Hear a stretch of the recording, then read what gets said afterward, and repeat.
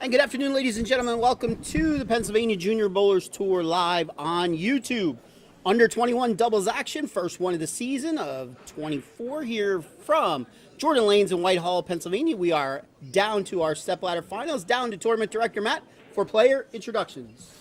Good afternoon, bowling fans. Welcome to Jordan Lanes here in Whitehall, Allentown, PA for today's doubles finals, stepladder and paper finals for today's first doubles event of the season, sponsored by Our Family's Pro Shops.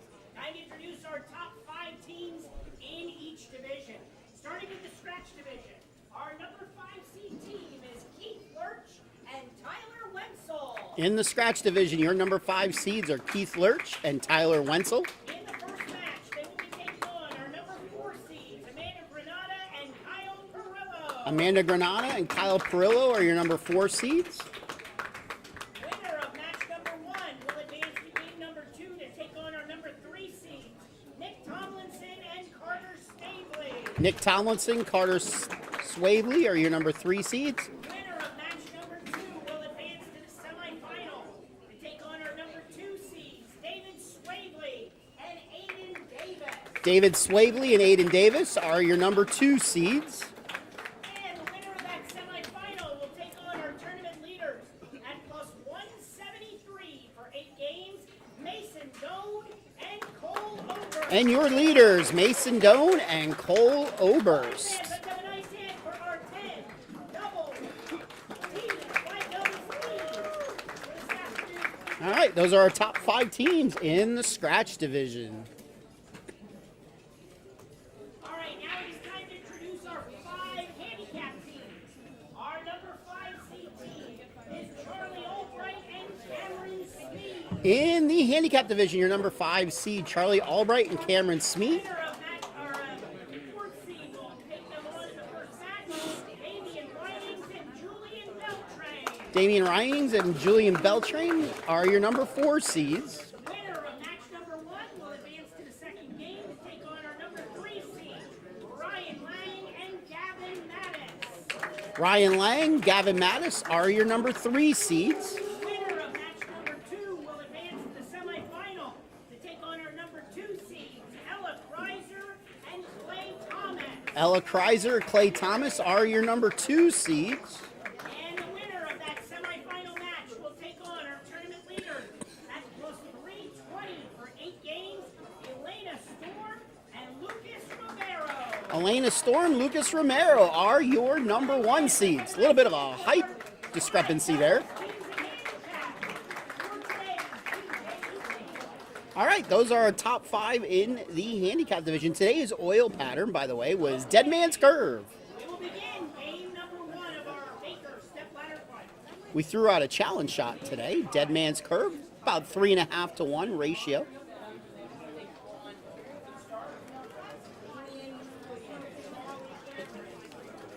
So how we do this for under 21 doubles is we bowl Bakers. Charlie and Cameron. So 2 bowlers bowl 1 score. 1 bowler will bowl on the odd lane, 1 bowler will bowl on the even lane. So as always, there's a little bit of, determination that goes on to find out who wants the bowl where. And, the team with the lane choice could really, really decide some things here. So our message board, as always, is live and operational should you wish to chime in.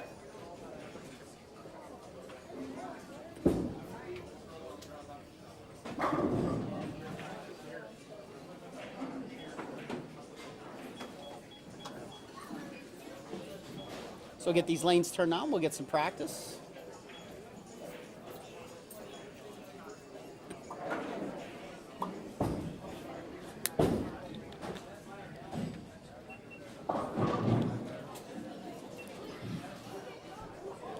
Don't forget, next week is the 3rd girls-only tournament of our season with a changed start time. The start time is at 12 noon next Sunday at ABC North in the Harrisburg area. That's girls only event number 3 next Sunday, October 9th at ABC North in Harrisburg with a 12 noon start time.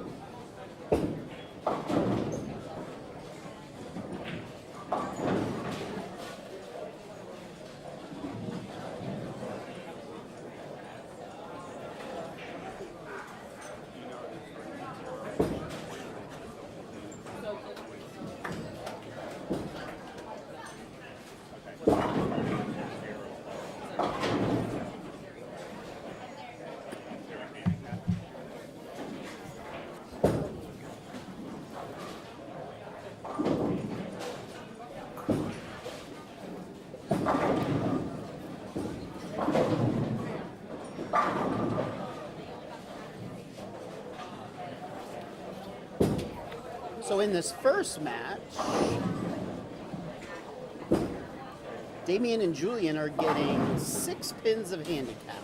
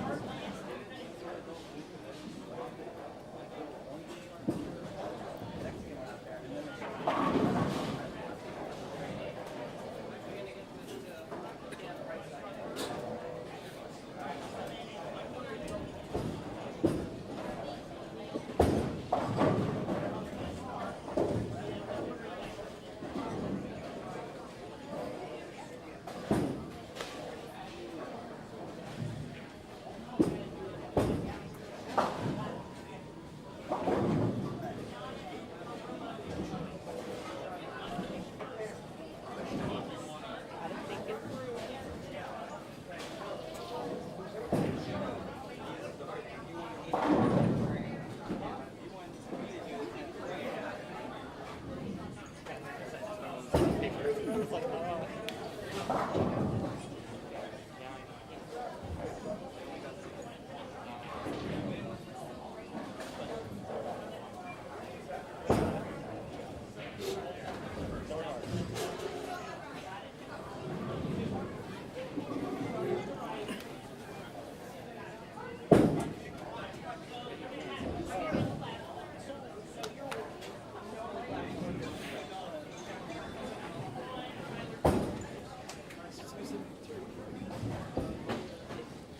right, looks like we are just about ready to begin.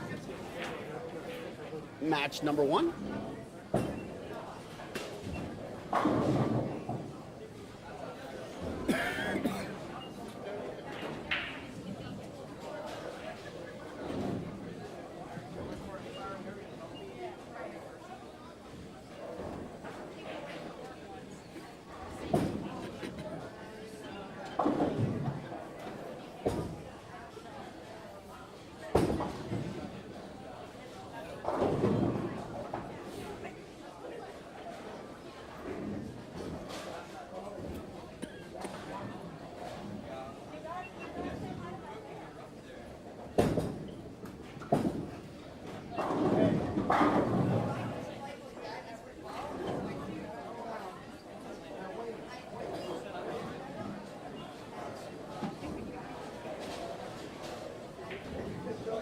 Okay, bowling fans, it is time to begin game 1 of our Anchor Stepladder Finals. On the scratch side, we have number 4 seed Amanda Renata and Kyle Carrillo taking on number 5 seed Keith Lurch and Tyler Winston. Amanda and Kyle have elected to have their opponents, Keith and Tyler, start the match on lane 9. That team will go in the order of Keith and then Tyler. Amanda will go first, Kyle second for their team. On the handicap side, number 4 seed, Damian Winings and Julian Beltran, taking on number 5 seed Charlie Albright and Cameron Smee. Damian and Julian will start the match on lane 11. Go in the order of Damian and then Julian. The other team will go Cameron and then Charlie. The difference in handicap is 6 pins going to Damian and Julian. All right, bowling fans, let's have a nice hand for our game 1 final. All right, and we are off.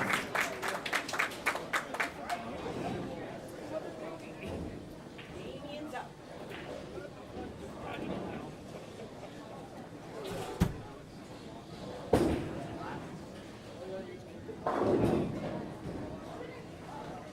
All right, Keith Lurch will be starting us off on the scratch side. He will be bowling the odd frames this game. And he goes fast 8, leaves the 4-7.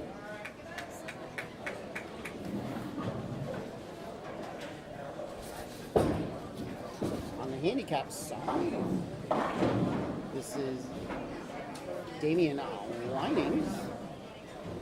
He comes in high, leaves the 3-pin. Once again, message board is live and operational. Should you wish to chime in, let me know where you're watching us from today. Lurch converts.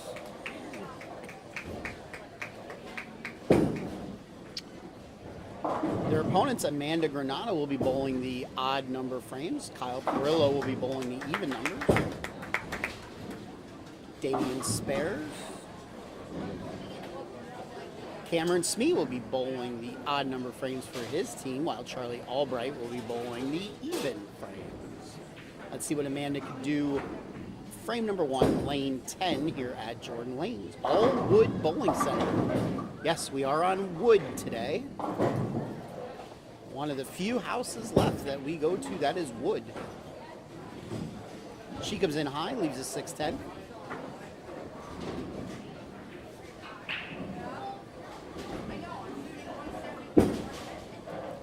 Cameron Smee, he goes 10 back.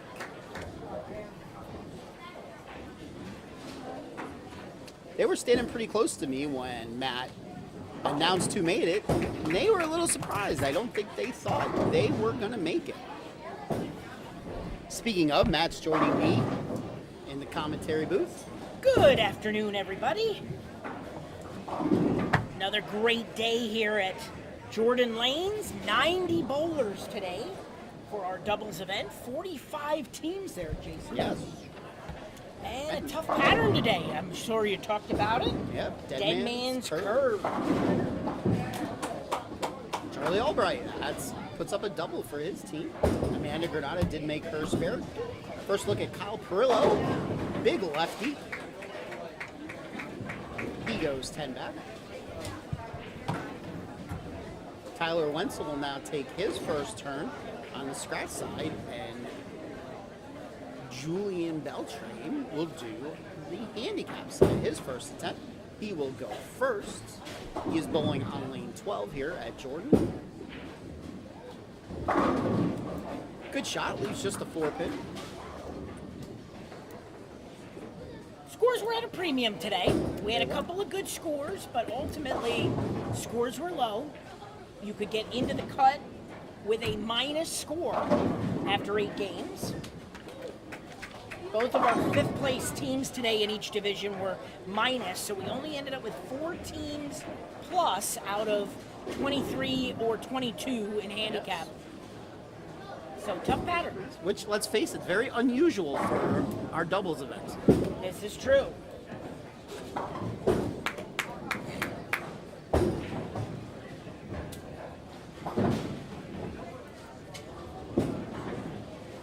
Lurch up for his second attempt. He leaves a weak 10-pin. Pretty good shot there. Interesting reaction on the balls today. I've seen a lot of transition as the day went on.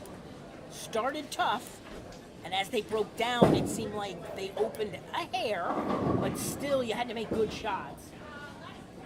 It's a good shot by Damien.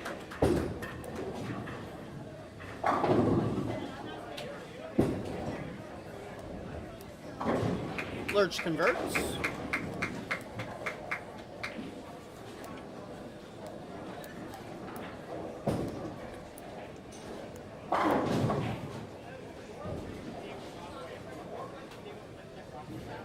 Amanda Granada now up in the 3rd.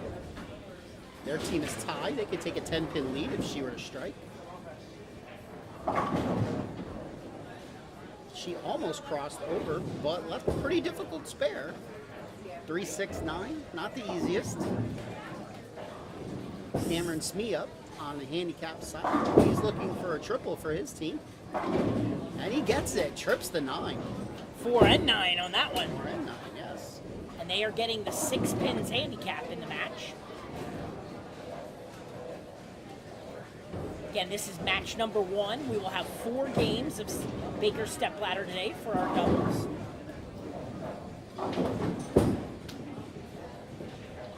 Amanda does not convert.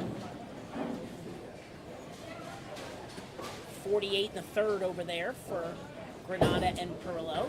So he'll try to pick her up here in the 4th. Charlie Albright stepping up. He's looking to keep the board perfect. Yes.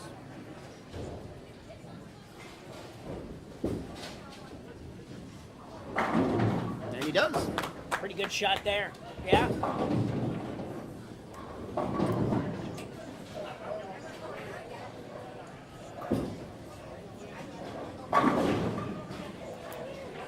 Not the best shot in the world for Kyle, but hey, if you're going to miss a lot. And he did, and he struck. So all look the same on the scoreboard. Yep, it's an X up there.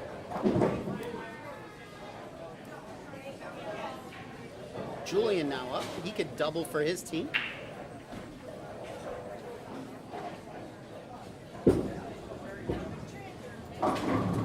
He comes in high, leaves only the 6-pin. Interesting ball reactions again today with the wood. Played a little bit different for everybody.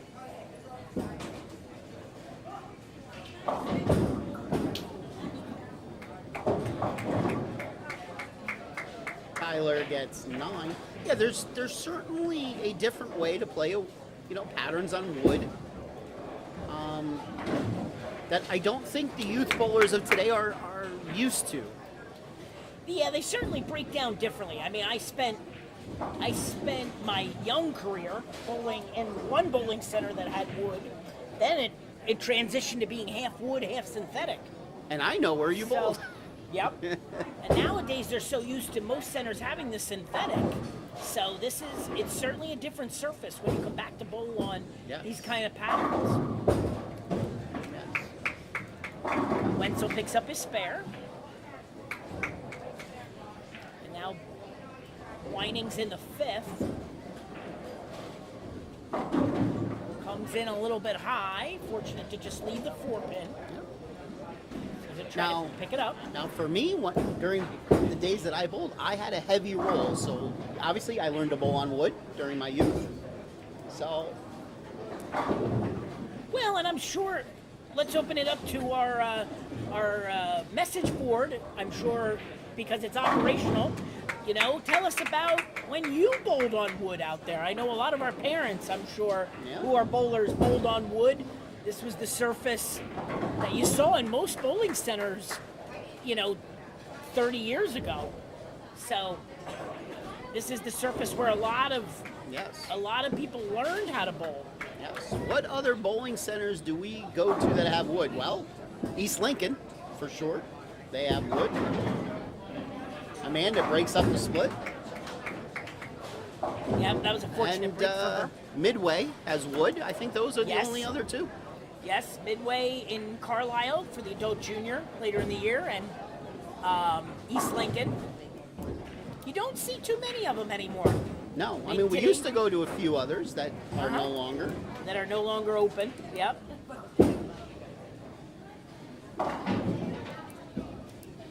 Cameron breaks up the four strike streak with a 7 count. Yeah. So he'll look to pick up the spare and keep the lead in the match for Albright and Smee. Yeah, we used to go to Mountain View. They had wood. Red Crown had wood. What did you say, Mountain View? The one up here in Allentown that we used to go to. Right. The one up in Wilkes-Barre had wood. Stanton. Yep. Stanton was one of the old originals up in Wilkes-Barre. Unfortunately, a lot of those centers not open anymore, so. Cameron picks up his spare, and it is a 23-pin lead halfway through the match for Albright and Smee. Prillo comes in high, leaves the 4-7. They were our leaders after qualifying.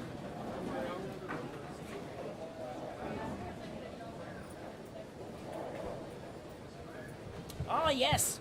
Thank you, Nicole Lindemuth. She mentioned Red Crown Bowling Center. Yeah, that was one of the first ones I mentioned. Yeah. Red Crown was another one that originally, had.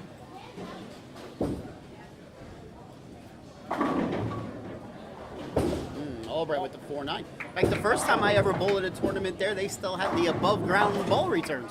Yes. Yes, they did.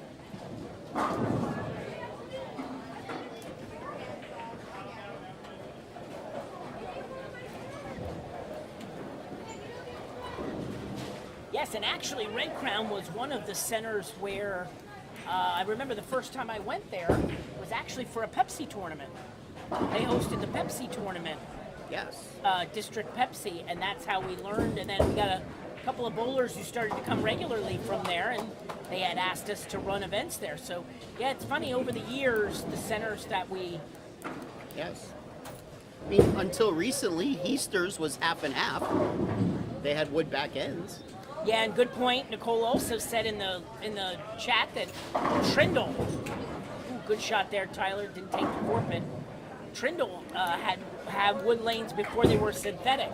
So they started out in our series as wood, and they did go to synthetic. 9 count for Julian Beltrame. Yeah, so I believe we're down to 3 centers that we go to that have wood.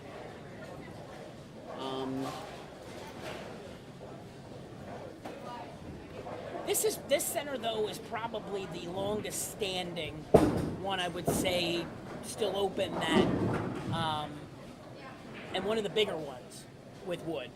You don't see a lot of bigger centers with 40 lanes like this place with still have all wood lanes. Yeah. I know out of state there's some other centers, but as when it comes to the centers we go to. So it looks like on scratch we're starting the 7th frame, and Lurch and Wenzel have a 13-pin lead. Handicap side, they are starting frame 7, and a 21-pin lead for Albright and Smee. Lurch trips out to 4, nice strike there.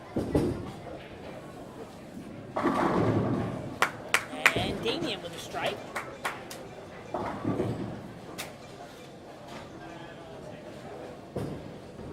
Amanda Granada now up in the 7th. Let's see if she could get her first strike of the match. Would be a good time for it. If she does, their team will be down by 13. That ball just pushed. Yep, push that one wide of her target, 1-2-8. So she'll look to clean that up. One interesting part of bowling and Baker doubles is, you got to try to, you're bowling on one lane, so you got to try to get your team hooked up. You got to get both bowlers in tune with the lane they're bowling on.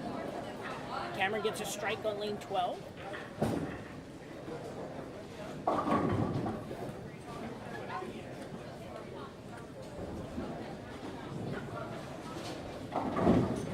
Amanda picks up her spare.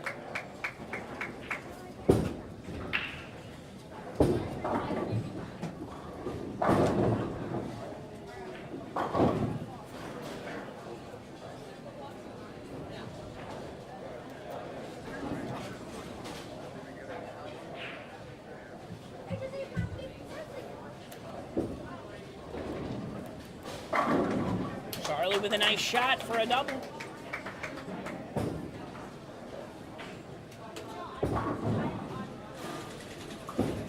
Kyle steps up in the 8th, and 10 back. Great shot there. Probably best shot of the match for him.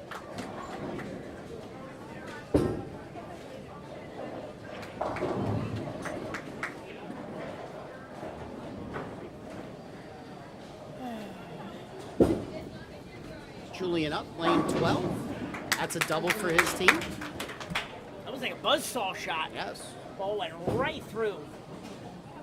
So he matches both teams with a double as they enter the foundation ninth. That's an 11-pin match.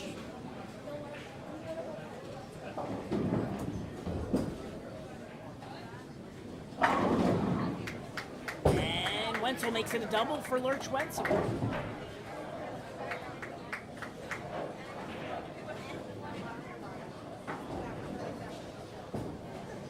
So Lurch Wenzel at the moment on pace for a 218. Granada and Perillo can only shoot 213. Oh, trips. Crosses over, trips for a big triple. That's a big shot in the foundation ninth for them.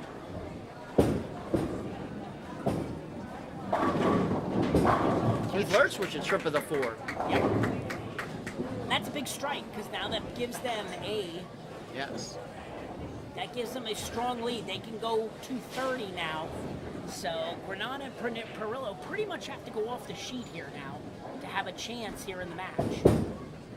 By the way, for those of you that don't know, the guy sitting to my right shot 300 number what of your career this 13. 13, lucky 13. And Good Amanda strike throws for Amanda. That's a good time to throw her first strike. Yes, I like to say every squirrel finds a nut. And I must have found it Tuesday. Well, you had to throw one because assistant tournament director Josh just threw one last Sunday. He did. So he did. you had to match it.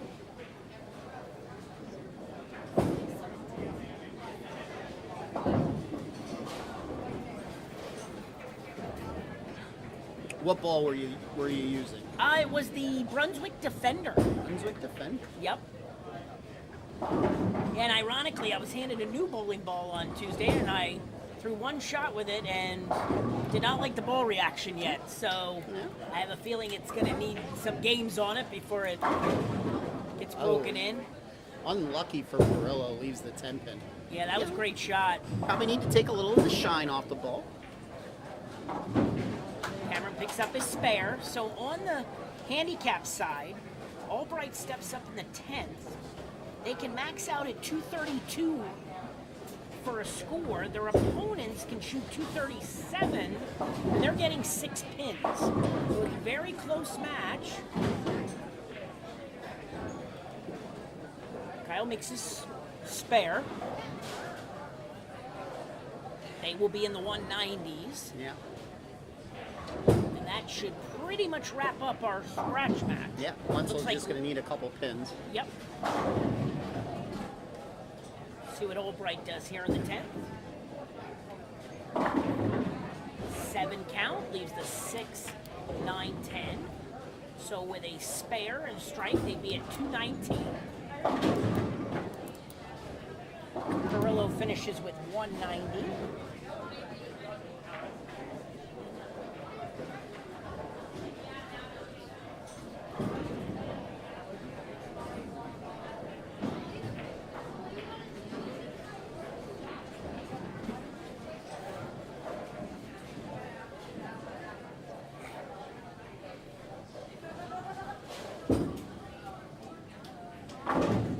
All right, spare.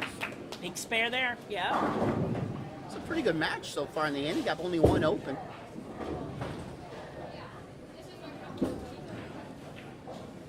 And Wenzel crosses over. That will be enough. They will move on.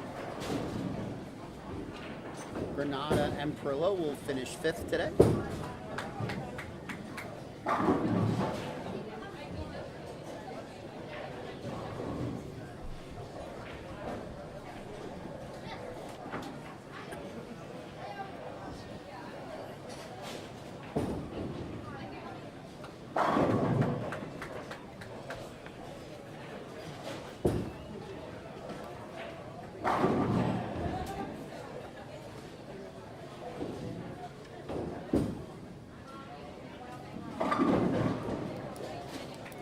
$217.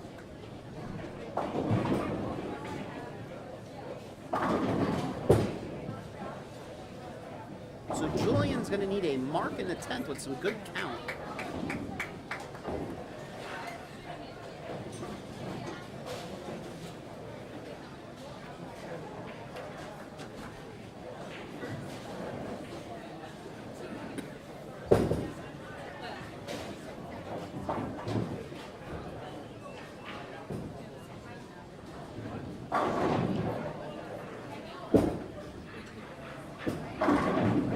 And he crosses over, leaves the 6 pin.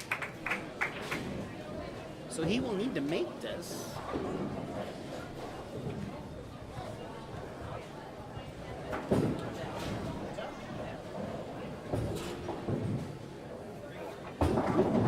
And get 6.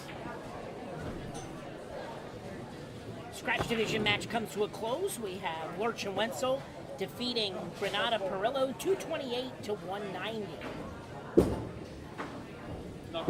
He converts. Job 1 done.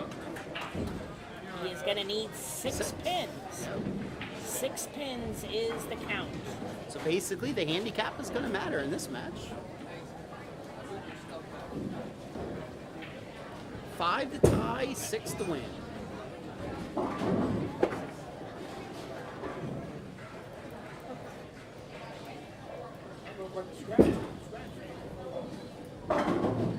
And he gets a strike, tripping the 6, 9, 10. So, 222 to 217. Great match there in handicap.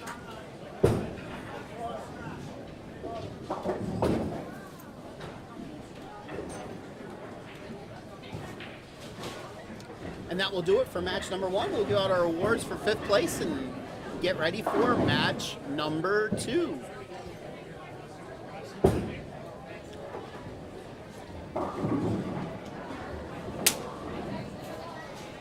I have some lady to my left wolfing it up.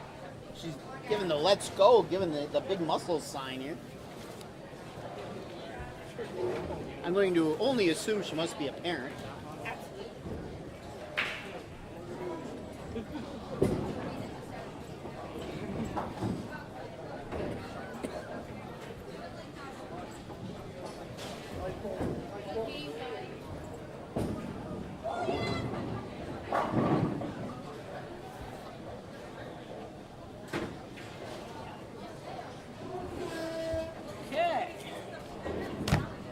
give out some hardware.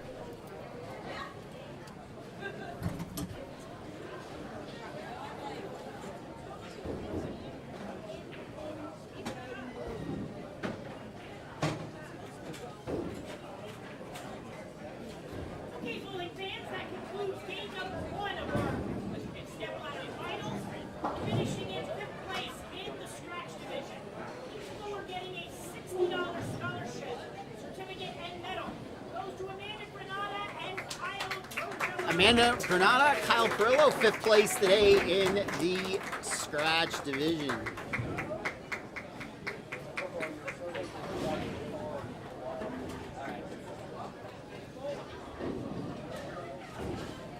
And our 5th place finishers in the handicap division, each bowler receiving a $60 scholarship, certificate, and medal. Goes to Charlie Albright and Cameron Sneed. Charlie Albright, Cameron Schnees, 5th place in the handicap division.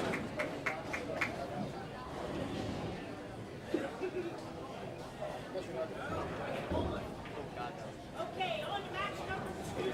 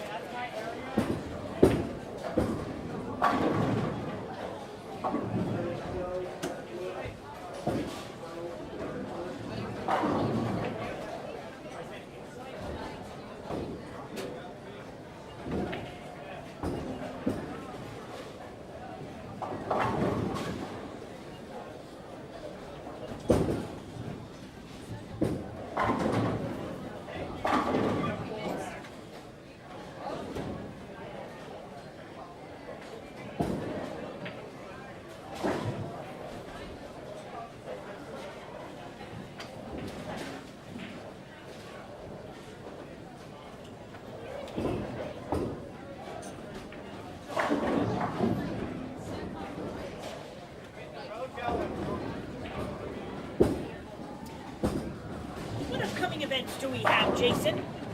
What upcoming events do we have? Well, next week is girls only event number 3 on the season at ABC North in Harrisburg with a start time now of 12 noon.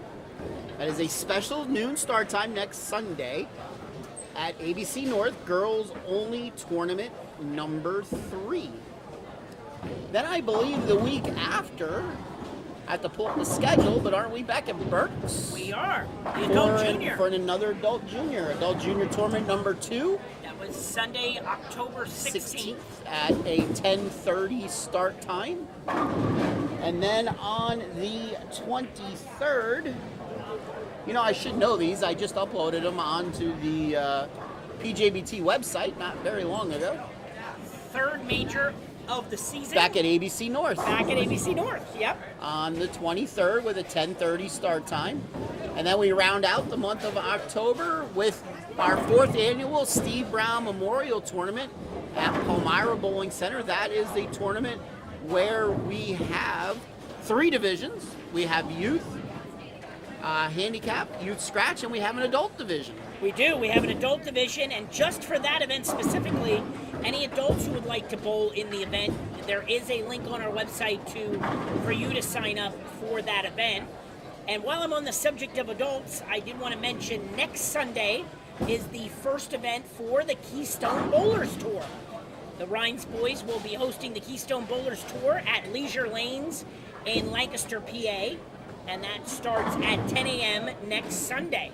So for KBT events, you can sign up with them on their link to the events. Just look for the event on their event page on Facebook.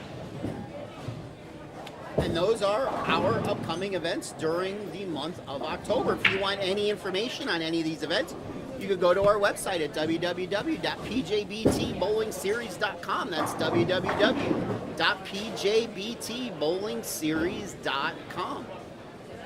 We use Facebook as our primary means to get information out. Our Facebook page, if you've never been there, is PJBT Youth Information Page. That's PJBT Youth Information Page.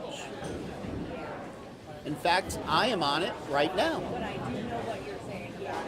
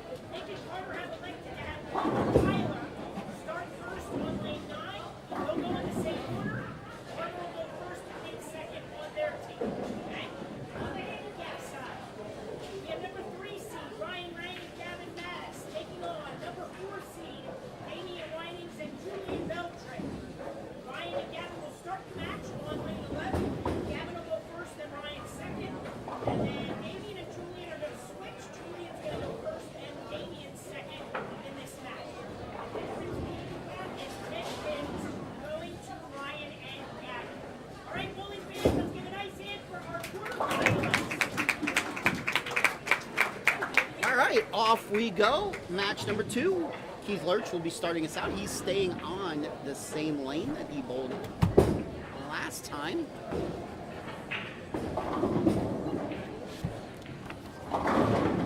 He gets a 5 count. On the handicap side, that was Gavin Mattis.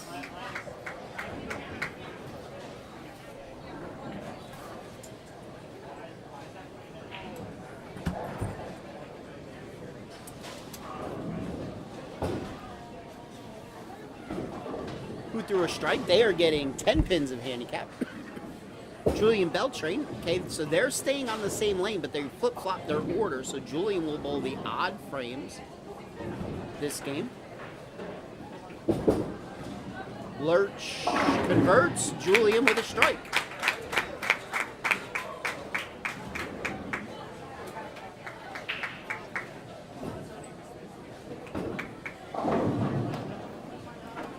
Okay. I think I'm back.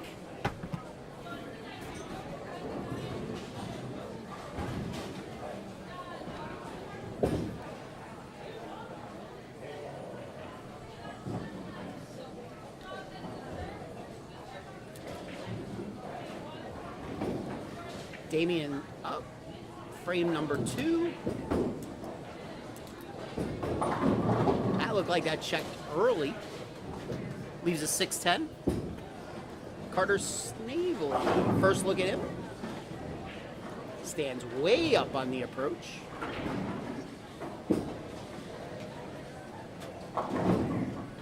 He leaves the everyday 1589.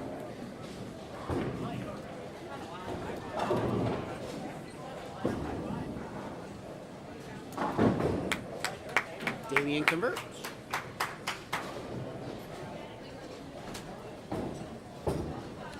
Ryan Lang quickly up, frame number 2. He crosses over. Probably made the spare a little bit. Oh, no, we got to get a pin set up.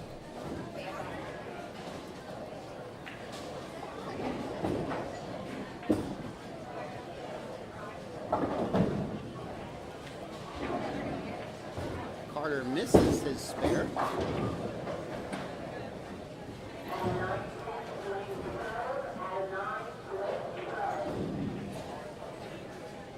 Nick Tomlinson will be taking his first shot on lane number 9.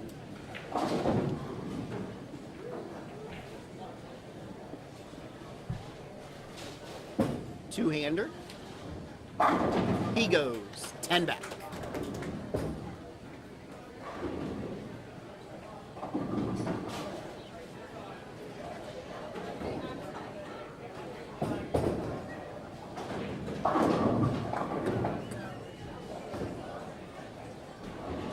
Once again, this is our quarterfinal match. We will have 2 more Baker stepladder matches to determine our champions. Field of 45 teams today, 9 bowlers competing. Wenzel goes right through the face, breaks up any kind of split, leaves just the 6-pin. Still waiting on the 9-pin to be spotted on lane 12.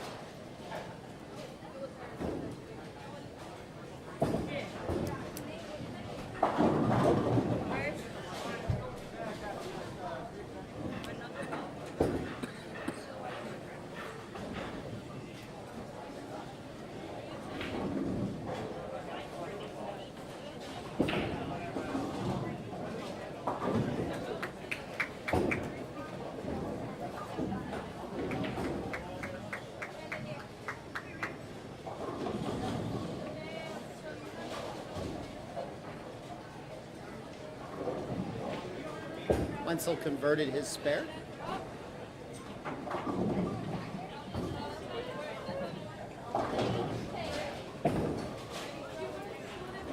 Lurch now up in the 3rd.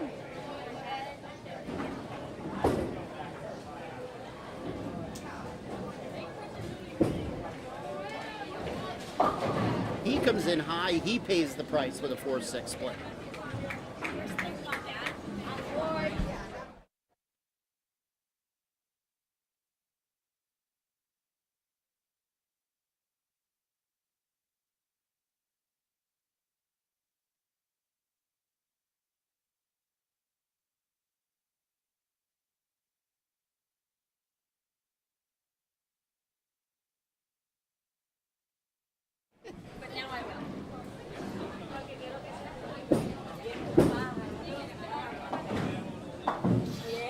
And after all that, he makes just the 9 pin. Puppy, puppy, puppy. Lurch got 1 on his split.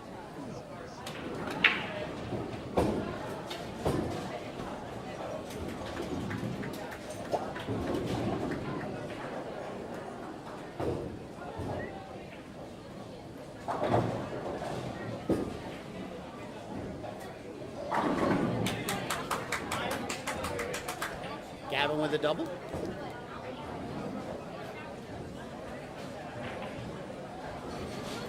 Carter now up in the 3rd. He's looking for a double for his team. He sneaks in high. Leaves just the 10 pin this time.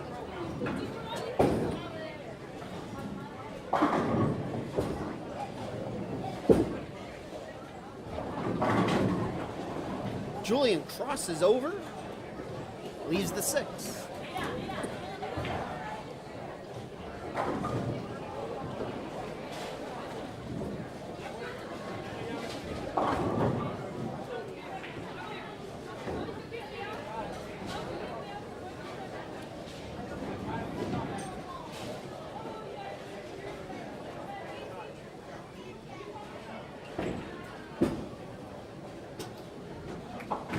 Carter picks up his spare.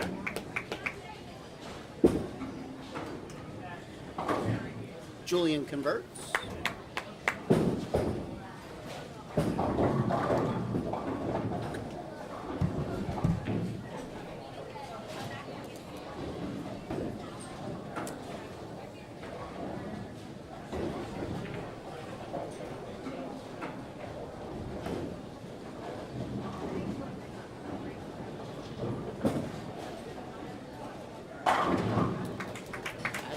Nick Tomlinson's 2nd strike. Carbon copy of his 1st strike. He looks pretty lined up on that left does. face.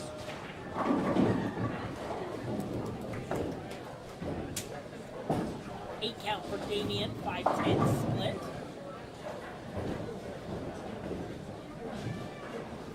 He'll look to get 1 here. Pencil up after the open.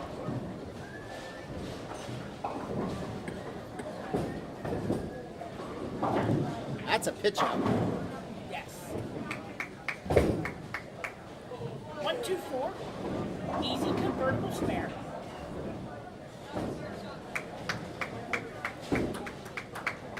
Damien does not get any. 65 in the 4th for them. Ryan Lang steps up in the 4th.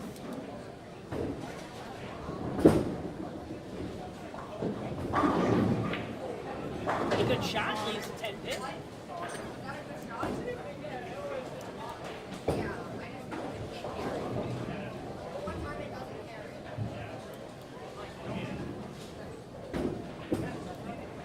Wenzel converts easily. Ryan does not convert the 10 pin, so 54 in the 4th, 64 with the handicap. So through 4 frames, just a 1 pin lead for Winings and Beltrain. Starting the 5th frame on the scratch side, and we are separated by just 2 pins. Tomlinson and Snavely have a 2 pin lead. Lurch. He gets a strike this time. 7 count for Mattis.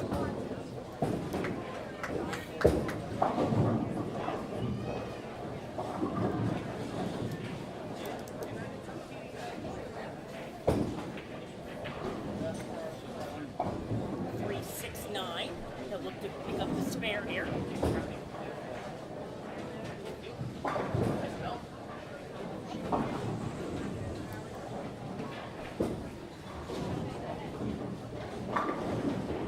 Mattis only gets 2, so 63 in the 5th, 73 with the handicap.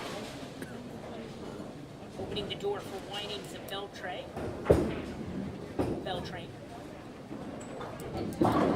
They get a mark here in the 5th, they'll take the lead. Better shot by Carter. Leaves just the 9 pin. Looked like he threw it a little harder. Certainly had a chance, no doubt.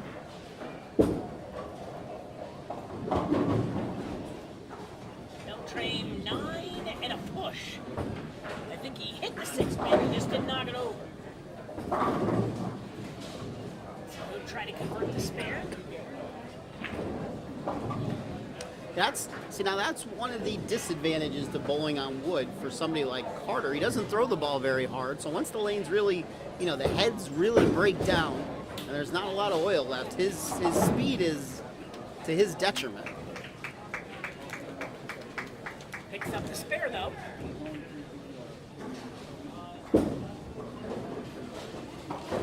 Beltran gets his spare.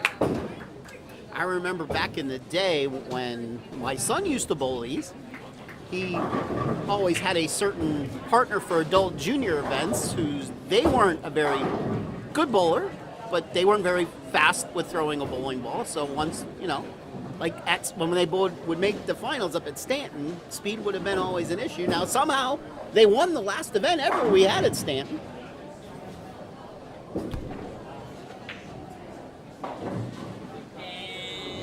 Damien just showed us there is an out of bounds. Yes.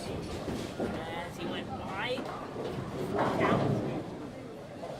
So he'll look to pick up the spare.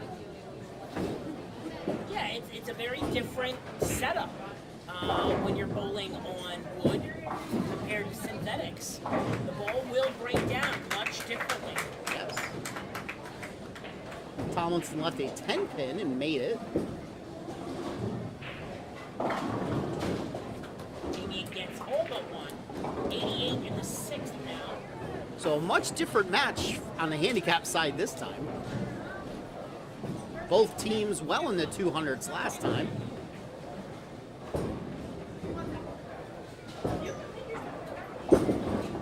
Ryan Lang up, lane 12. He's crossing over, and he gets 9 and a little bit of a wiggle. Tyler Wenzel with a strike on lane 10.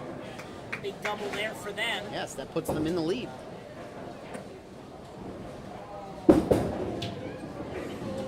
Lang does not convert. He has not marked yet. Still a 6-pin match, though. They start the 7th frame. Winings and Beltran on a 6-pin lead.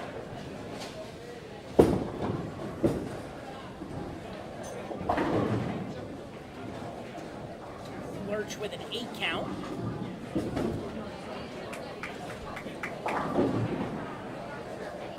Gavin comes in high, leaves the 3 pin.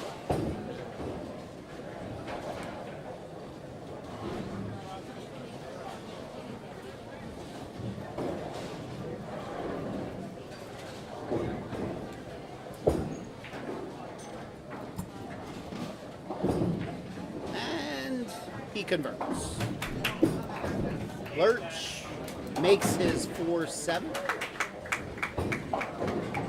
So they find themselves up by 7 on the scratch side. On the handicap side, the team of Julian and Damon up by 6 at the moment.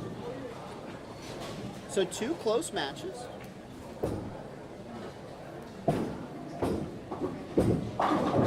Julian crossing over.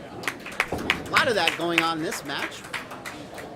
He strikes. However he can get him in this match. Yeah. Carter held it in on the oil that time. Yep, better shot there. With a spare, he can minimize the lead for his opponents to 8 pins.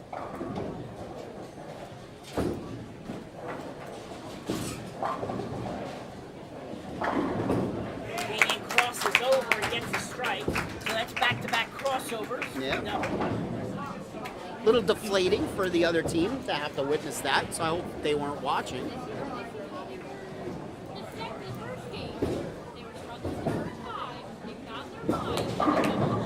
Carter, will that hang on? Barely. 8 pins separate our scratch teams as they enter the 8th frame. And Ryan that's Lang crosses crosses over over. strike. Figures if you guys can do it, I'm going to give it a try. Yeah. Good strike there for them. They needed it. And now steps up in the ninth.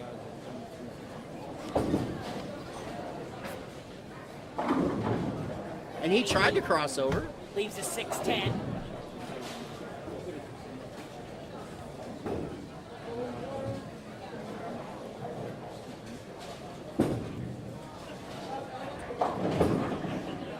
Tomlinson got that one wide of target. Fortunate to just leave a 10 pin.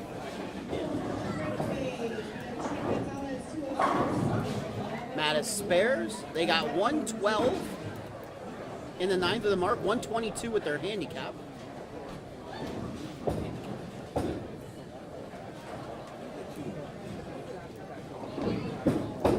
They could certainly be shut out. Tomlinson makes his second 10 pin in a row. Big shot here in the ninth for Julian Beltrain on lane 12. Working a double and really put pressure on his opponents if he can make it 3 in a row. Comes in high and leaves a 6-7 split. So that will change the scoreboard a little bit. He'll look to get one. He can max out at 170. His opponents can max out at 172 with their handicap. 6 count for Wenzel on the scratch side. They're in a pretty low scoring match as well. If he converts, that's a 5-pin match. Julian does get the 1. So that gives them 144. Yep. So if they double in 9, they shut out Lang and Mattis. Correct. Double and 9 shuts them out. Meanwhile, 5 pins will separate our 2 scratch teams with a spare. Wenzel only gets 3. That opens the door a little bit for Tomlinson and Snake.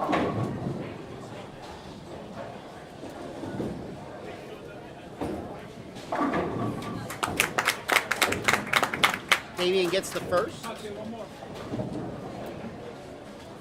Aaron Rodgers just threw a pick 6.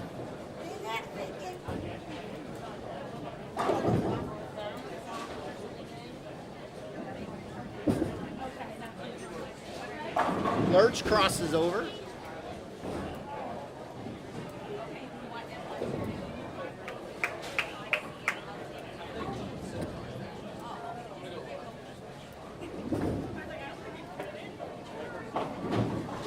Comes in light and leaves the block out 1-2-4-10.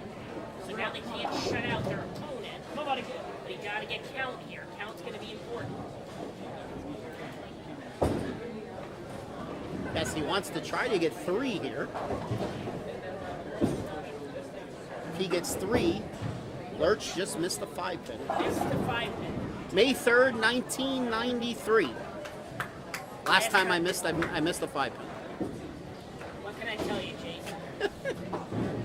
And he only got Happened to the best of one. us. He only got 1. I only know that because I shot 800 that day.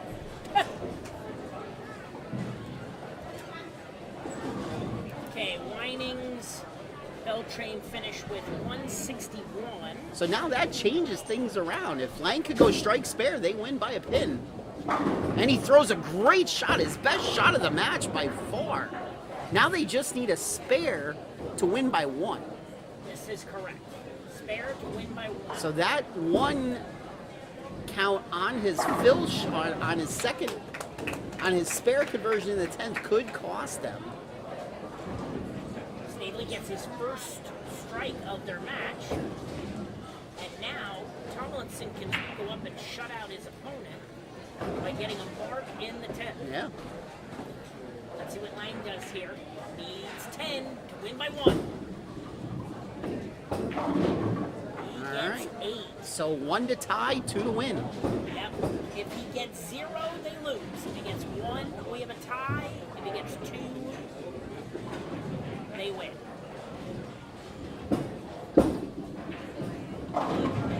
And he gets both. 2. And they win by a pin. Win by a pin. What a match. And he had no idea. Sometimes that's the best way to have We no knew, clue. we knew what was going We on. knew. They just didn't know. Tomlinson 162 to 161. leaves a 2-pin, so he's going to need to make this 2-pin and just get 4 pins.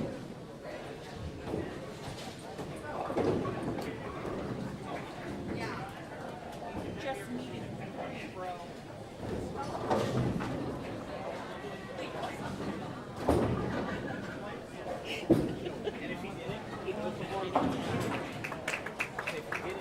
Tomlinson converts. So he needs 4.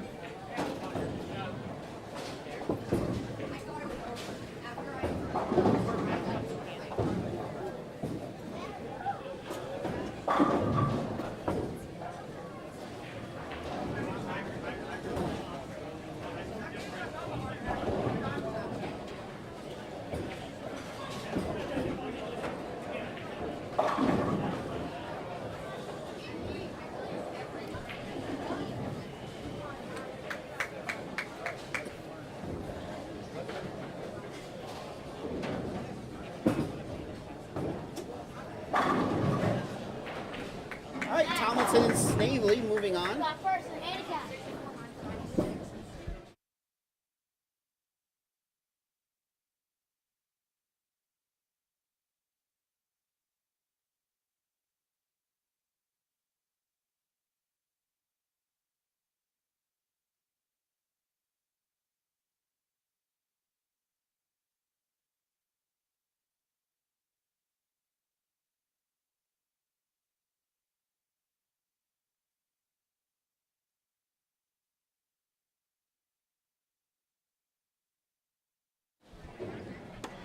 And that'll conclude our scratch match. Tomlinson Snavely 185 to 157 victory.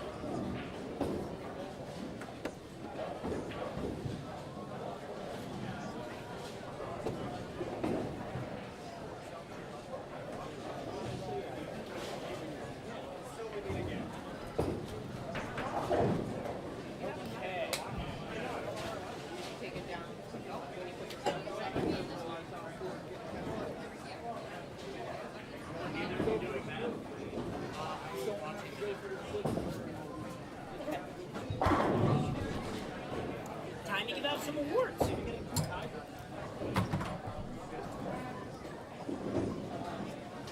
All right, let's give out some awards for our 4th place finishers.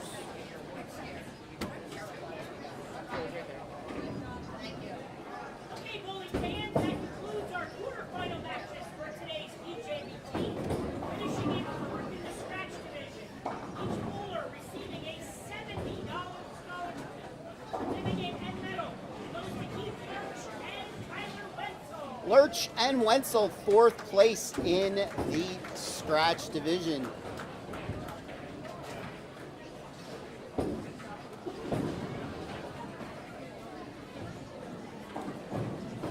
And our 4th place finishers in the handicap division, getting a $70 scholarship and a 4th place medal. Goes to Damian Winings and Julian Beltran. Winings and Beltran, 4th place in the handicap division.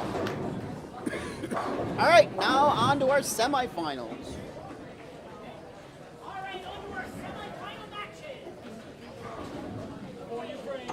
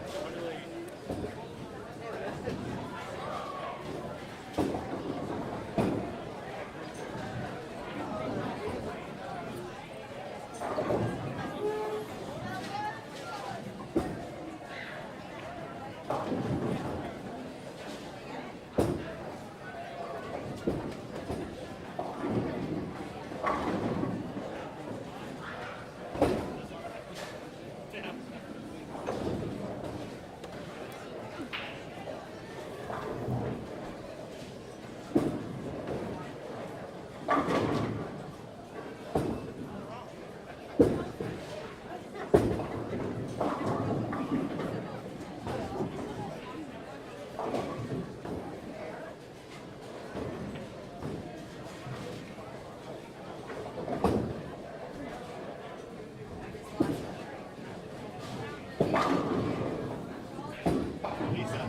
grab your stuff. He wants to get something to eat.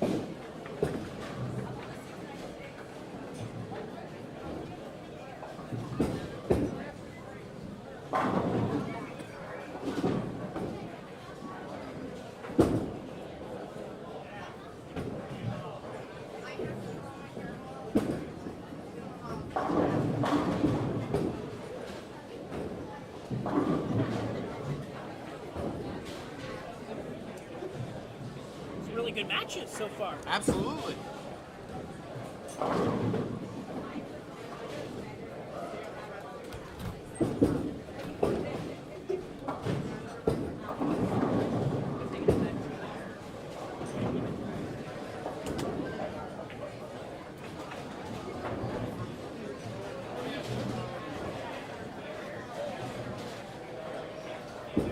And that match right there.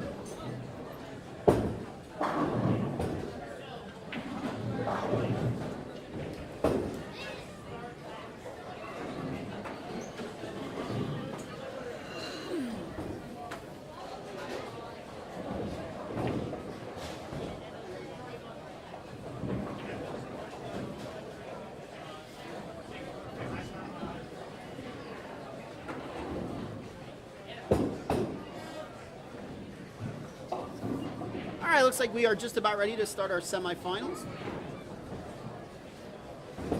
Okay, bowling fans, time to begin our semifinal actions for today's tournament. On the stretch side, we have number 2 seed, David Swavely and Aiden Davis. Taking on number 3 seed, Nick Tomlinson and Art Snavely. David and Aiden have elected to have their opponents start the match on lane 9. They'll go in the order of Art and Nick again. And then the other two will be David and then Aiden. Okay? On the handicap side, we have number 2 seed, Ella Kaiser and Clay Thomas. Taking on number 3 seed, Ryan Lang and Gavin Mattis. Ella and Clay have elected to have their opponents start the match on lane 11. They'll go in the order of Gavin and Ryan. And then it'll be Ella and Clay for their team. The difference in handicap is 16 going to Kaiser Thomas. All right, bowling fans, let's give a nice hand for our semifinals. All right, off we go to the semifinals.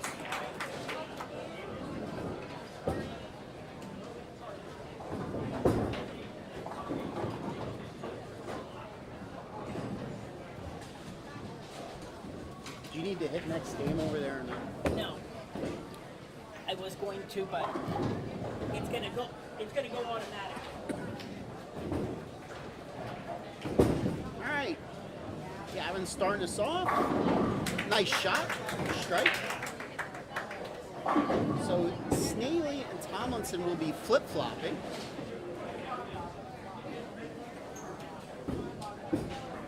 Snavely's first shot.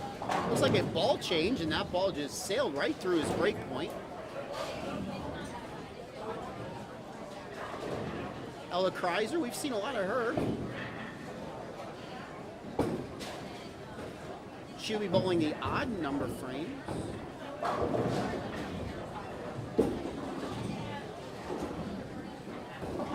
She crosses over and gets a domino effect.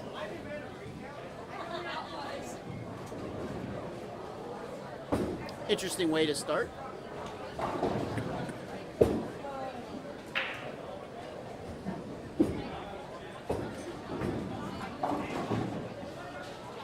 Snavely does not make his spare. Clay Thomas up now. He's way left on the approach. He goes 10 back. A little bit better of a strike than Ella's was. Semi-final matches, Jason. Yes. And we got X's on the board on the handicap side.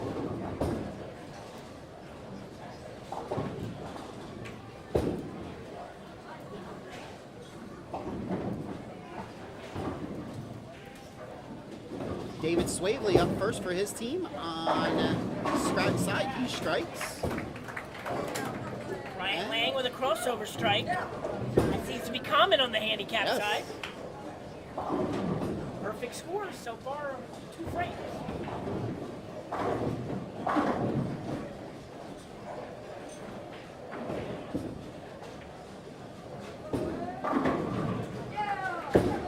And more crossing over.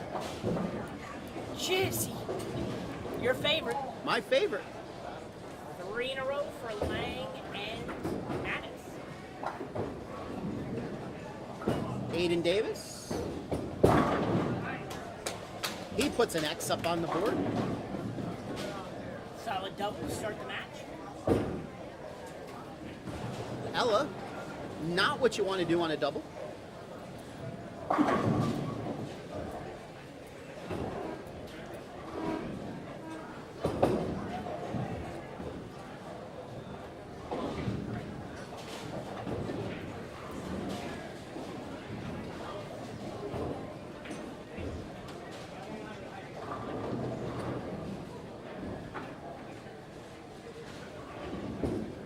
Nick Tomlinson, playing deep inside, puts up an X. I was about to say in front of the ball return. He's not in front of the return yet, but he is getting close on that right lane. But that was a good strike. 6 count for Ella. So 42 in the third, 58 with her handicap.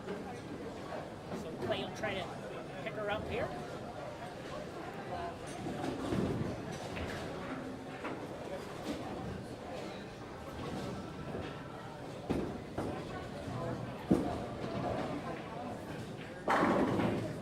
And he Head does. back. With a Nice nice shot. shot. Yes.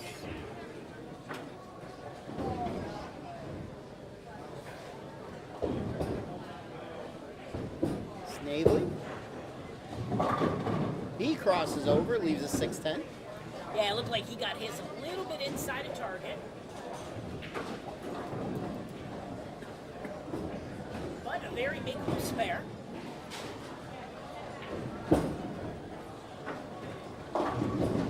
On the message board, we have a shout out from Carissa for Ella. Hello, Carissa. I don't know who that is. We do. Family. Family watching. She's not family of mine. Everybody's Maybe she family is. to Who you. knows? Ryan picks up the spare. Everybody, yeah, that's right. Everybody should be my family. Snavely converts. So they go open strike spare. I'm sure we have Harper watching today. Okay. Harper is Ella's little cousin. Gavin with a 3 count.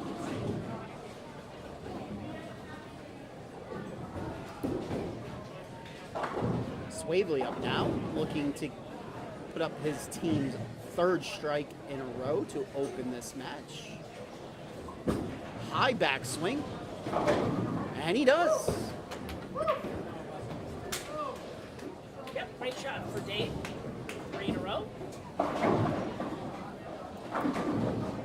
Mattis gets everything but 1. So 101 in the 5th for Lang and Mattis. If Ella would put up a mark here in the 5th, halfway through the match, it'll be almost dead even Yeah. with the handicap.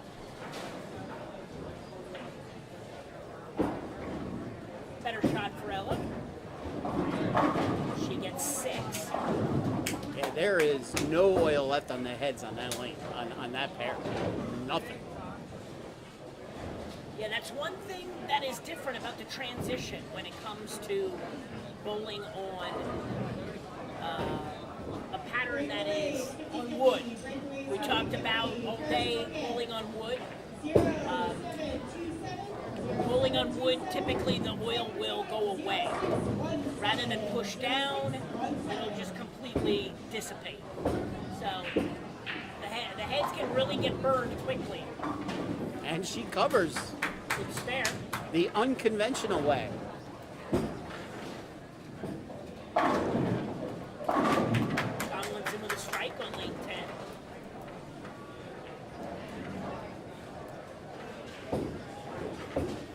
Once again, we have our winner from last week, Cole Oberst, and his partner Mason Doan, waiting in the wings for the title match for Scratch. On the handicap side, we have Elena Storm and Lucas Romero, waiting to take on the winners of these matches. Thomas comes in high, breaks up the split, leaves just the 6-pin. If he converts, his team will be down 4.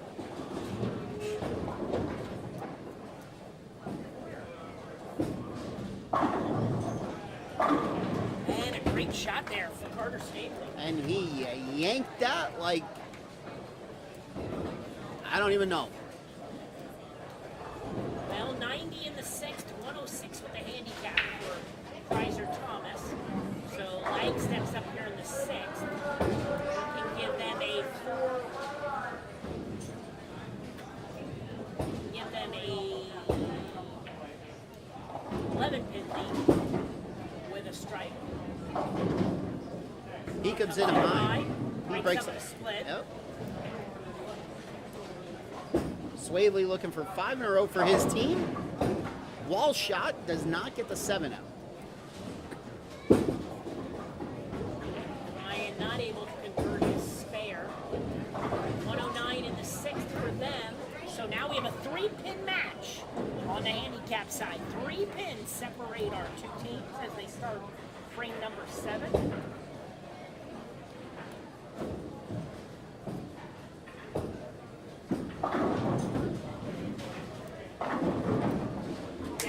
Mattis trips out the 6th. Another crossover strike. Not really sure how that struck, but okay. So each team with a off-the-wall strike. Swavely makes a spare, keeps the board clean. Their team has a 40-pin lead. Ella now up in the 7th. These matches seem to be moving along a lot quicker than the last match did.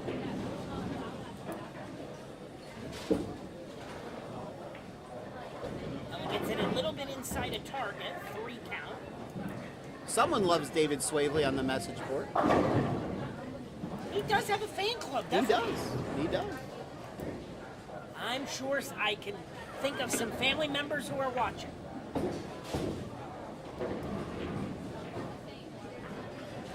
Aiden Davis up in the 6th.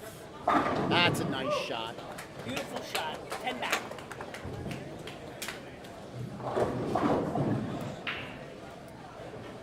See if Ellen can make the adjustment here. Get the ball to the right. All right, gets 7 total.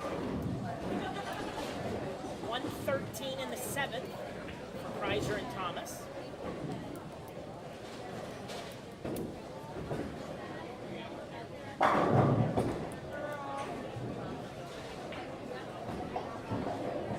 Tomlinson looking to make it 3 in a row.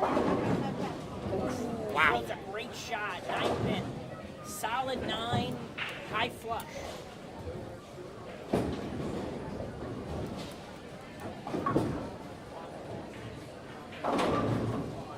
Meanwhile, Clay Thomas comes in light, 7 pin.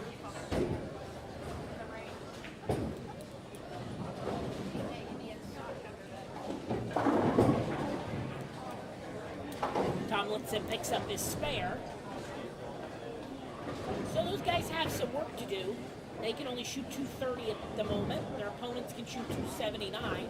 So a 31-pin lead for Swavely and Davis as they start the 7th. Clay looks to pick up the 7 pin. And he does not. So 122 with the handicap in the 8th for Kreiser and Thomas. Now Ryan Lang up in the 8th. He gets a 7 count.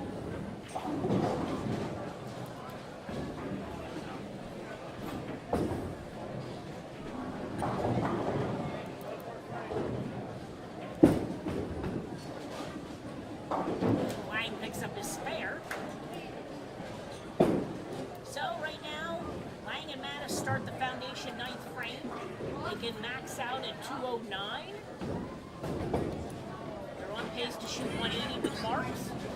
Kreiser and Thomas would be in the 180s if they strike out. They strike out with their handicap. So we still have a match.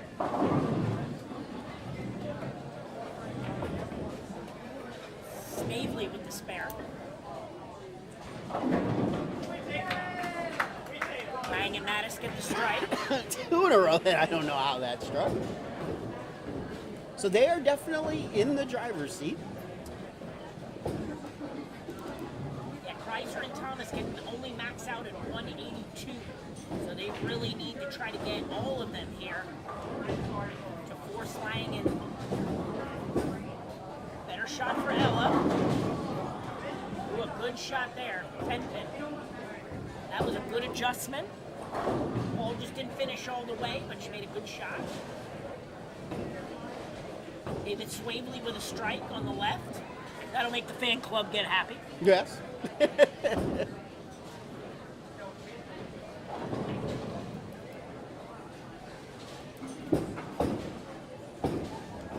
Ella hangs on to pick up her spare. So again, Clay strikes out. They'll be in the 170s. It gives them a chance. Yes. But he really does need to double and get count here in the 10th. Yeah. This goes light, 2 pin. If he gets all 3, they're at 172. So that means Lang would need to get 7 pins on 2 shots. Yeah, Clay has to double to give them a chance in the 10th. He gets the first. Light hit. Carries it through.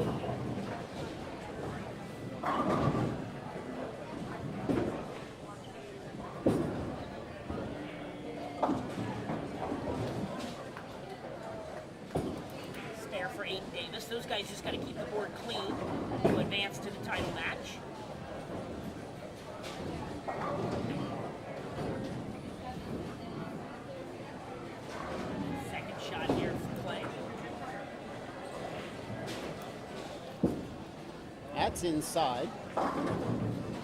And that is going to end it. Well, more or less.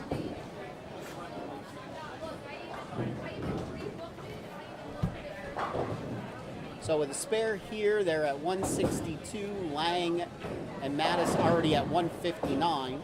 So 2 pins.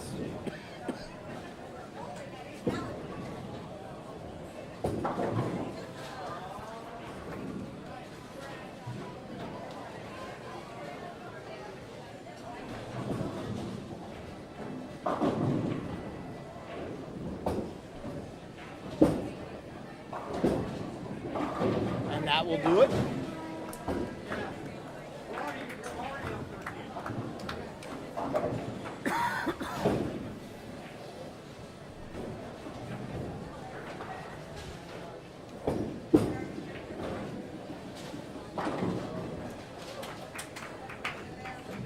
Lang and Mattis will be in the 180s.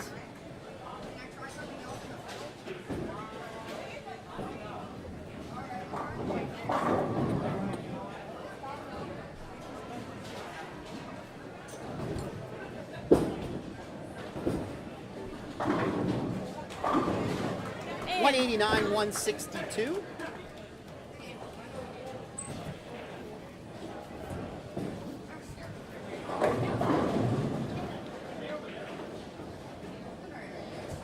so that concludes our semifinal and handicap. On the scratch side, it just looks like Snavely Davis just got to get a mark here in the 9th or 10th frame.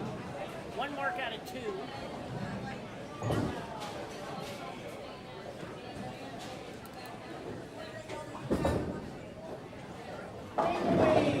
Due to the PJBT tournament, there will be no strike pot tickets in the pool today. Make sure you keep your tickets for next week. Your jackpot tickets. Keep your jackpot tickets for next week. Swavely with 4, 6, 10. So as I just mentioned, they needed 1 mark. Unfortunately, I don't think David's going to get it here. He does get the count. So that puts him at 204. So Aiden needs a mark to shut them out. If Aiden would happen to only get 9 in the 10th, then we could have the potential of a tie. Yep. So it all comes down to Davis. Davis can get a mark here in the 10th.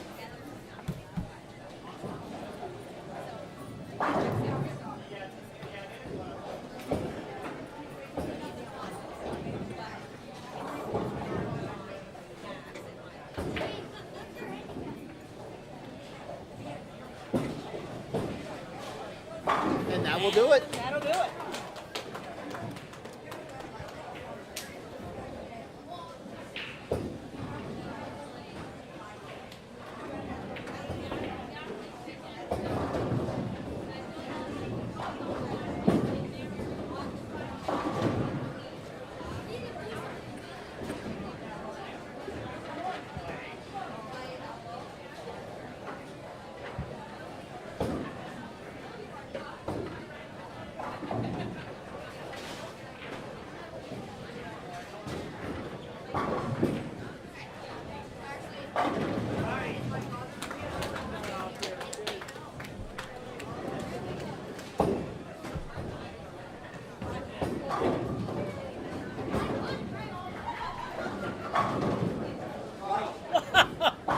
Well, that was an interesting shot.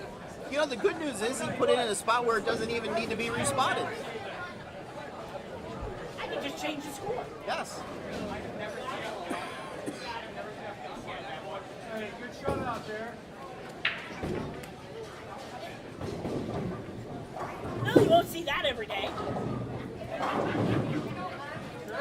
So 230 for the winners. Thankfully for him, it didn't mean anything.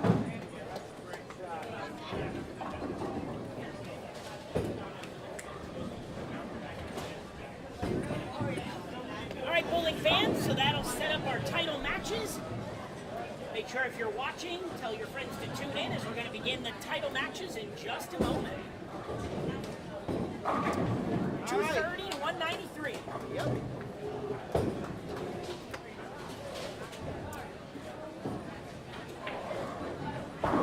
right, time to give out some awards. And then we'll head to the finals.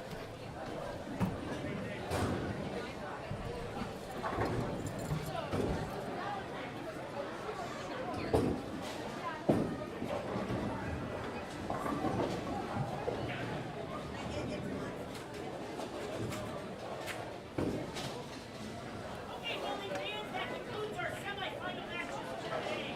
Finishing in third in the scratch division, each bowler receiving a $50 scholarship, certificate, and medal. Those are Nick Tomlinson and Carter Snavely. Snavely Tomlinson, third place today in the scratch division.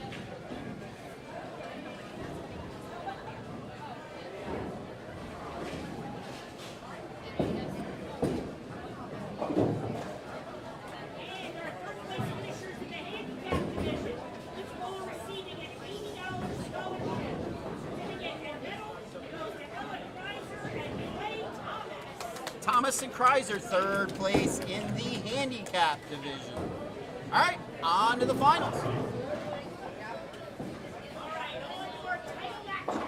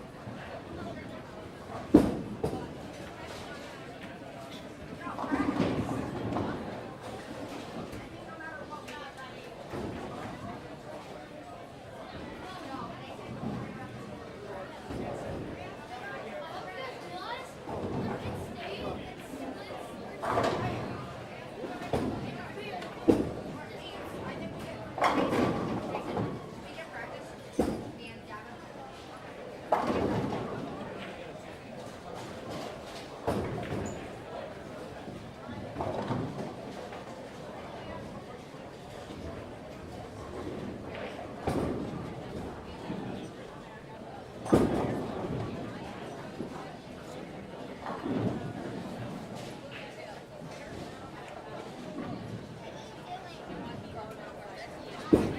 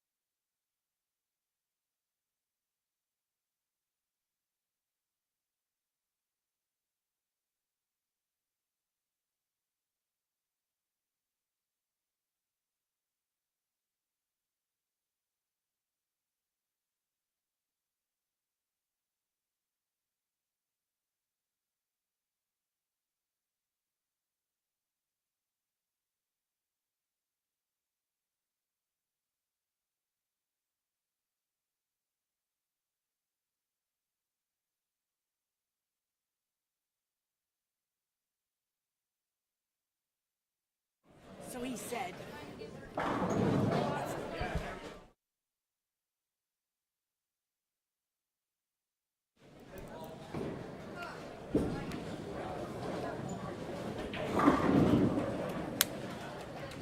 Okay. These.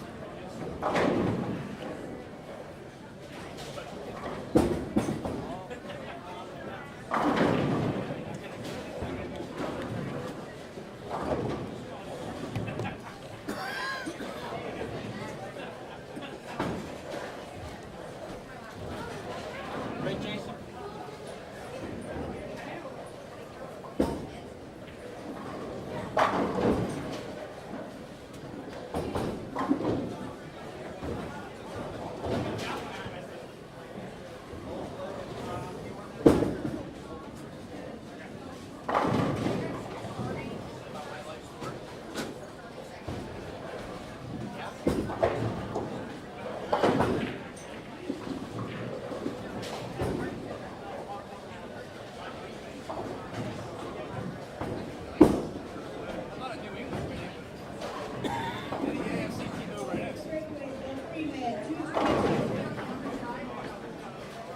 You do.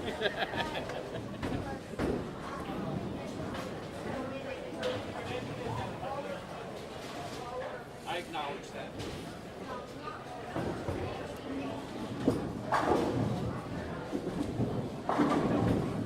All right, so it looks like we got a pretty big difference in the handicap, 61 pins.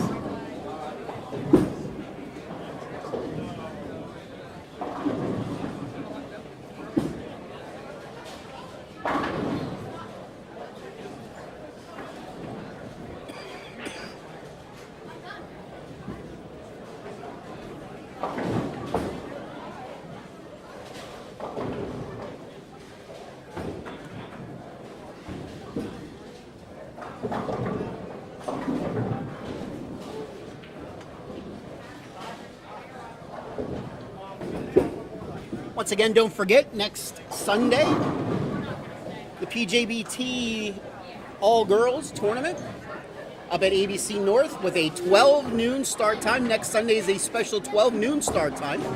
If you're bowling in the Junior Gold Qualifier at Colony Park North, if you're a girl, head on over to ABC North after it. Don't forget, you want to lock yourself into the Invitational, where you could possibly be bowling for $750 scholarship at the end of the season Invitational for the girls. That'll be event number 10. Tomorrow is event number 3. How do you get to the Invitational? Bowling events. You got to be in the top 24 in points.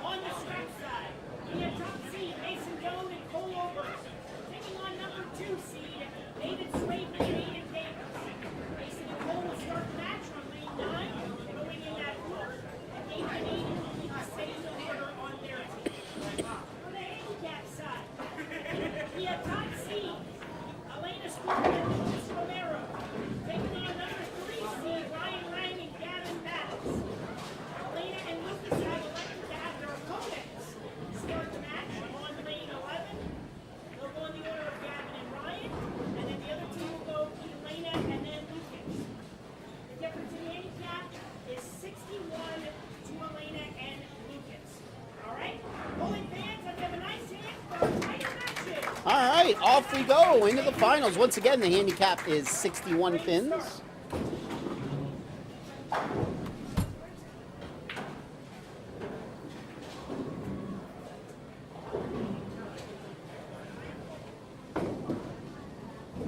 Mason Doan starting us off, solid 7. Gavin, 8 count, 6-10.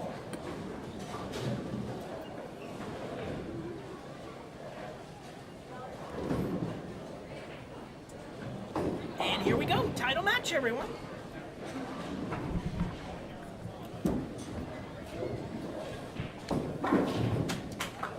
Mattis starts off with a spare, 8 spare.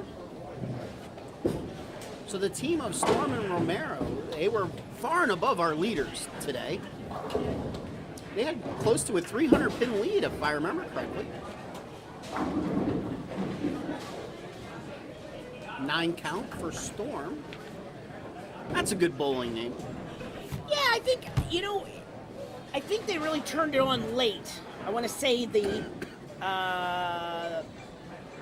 didn't have any real big games until their last game of qualifying. And then they bowl really well in match play, and that's really what's boosted them up for the lead. So.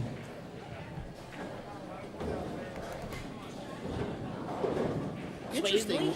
Interesting. Swavely and Davis bowling on the same lane. Swavely on the right lane, Davis on the left lane. Interesting.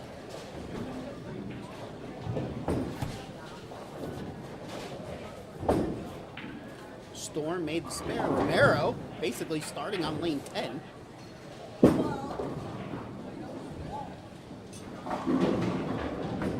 Crosses over, leaves just the 9 pin.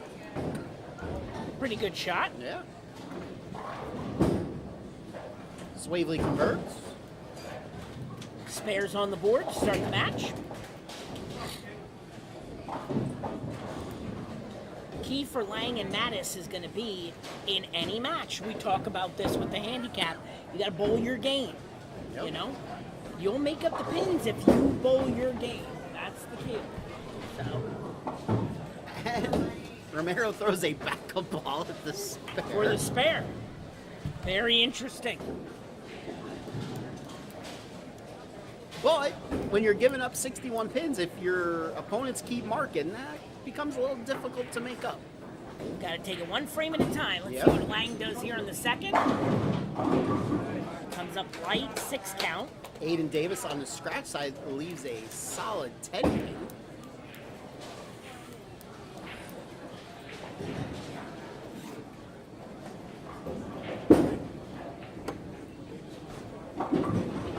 Lang not able to convert his spare, so 25 in the second for them.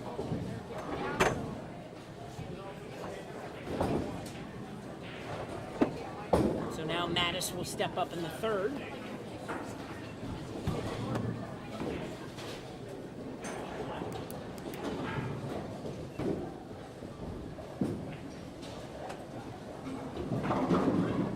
Nine count. Aiden Davis misses his 10 pin. Aiden.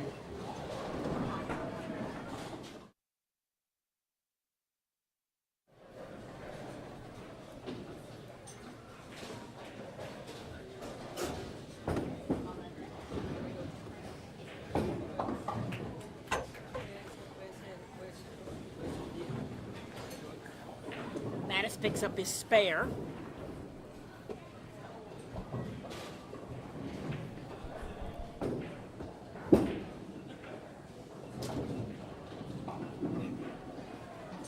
Okay, and Storm steps up, 4 count for her. Still looking for a first strike in the match on the scratch side, and there it is. That was a bit of a double dribble. Oberst, our winner last week at the adult junior, looking to make it 2 in a row for him this week. Have not had a 2-time winner yet this year.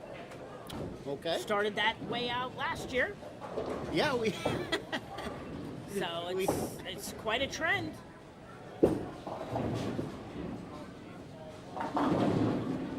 and gets all but one. And so Mason Doan, his first shot, he left a solid 7. That should have been a strike. And on that shot, when he should have left the 1-2-4, he does strike. The lanes taketh, the lanes giveth. True statement. 8 count for Lucas. So he'll look to pick up his spare. Again, right now, Lang and Mattis, we don't have a strike yet in the handicap match, so Swavely comes up a little bit high, 6-10. I'm sorry, 3-6 rather.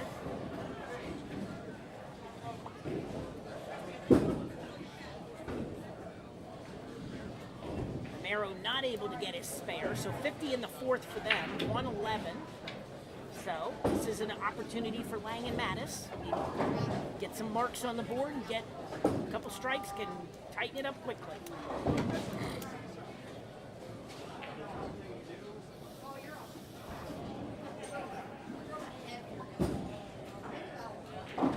Swavely picks up his spare.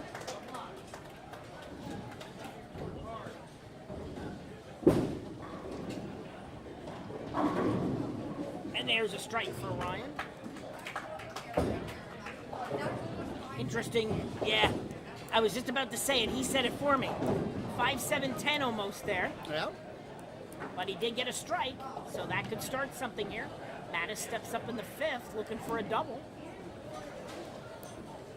Aiden coming off the open. Let's see what he can do.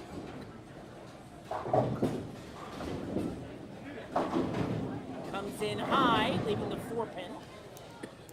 6-10 for Mattis.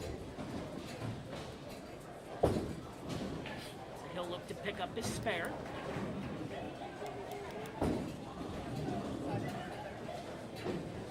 Once again, you're watching the title match for today's PJBT. We're here at Jordan Lanes in Whitehall, Allentown, PA, sponsored by Our Families Pro Shop. I want to thank Our Families for sponsoring today's event once again. The Polach family, always a big supporter of the PJBT for many years. Davis converts.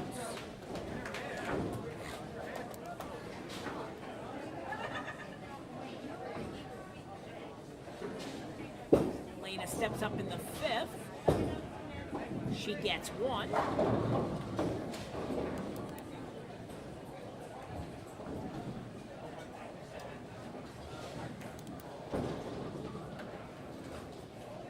Big shot here for Oberst. He can put 3 in a row up for him and Doan and really put some pressure on their opponents who have not struck yet in the match.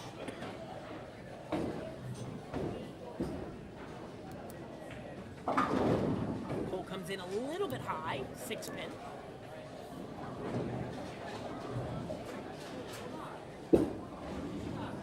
Follow-up shot for Elena. Gets all but one. Good shot. Gets good count. 59 in the fifth for them, 120. Now Lucas steps up. He gets a 9 count, 3-pin. Might see the backup ball here. Yes. Seems to be his repertoire. Over spares. And he did backwards spin it, but wasn't able to make it. That's okay. 68 in the sixth, 129 with their handicap. But with a couple marks, they'll cut the handicap in half. Mason Doan with a strike.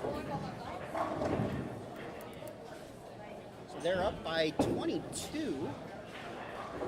If Swavely were to strike here. Pretty good shot there for Ryan Lang. Crosses over, leaves the 9-pin. So he'll need to pick up a spare. Marks are going to be important for Lang and Mattis here.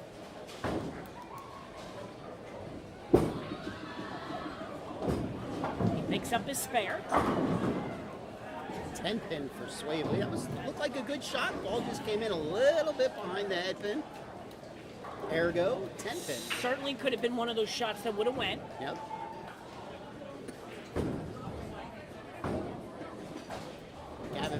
now up. His team on 4 straight marks. Let's see if he can make it 5.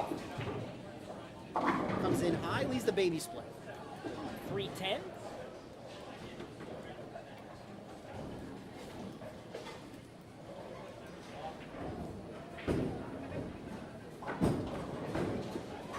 Swavely converts. Swavely and Davis hanging in there. Just got to find the strikes again.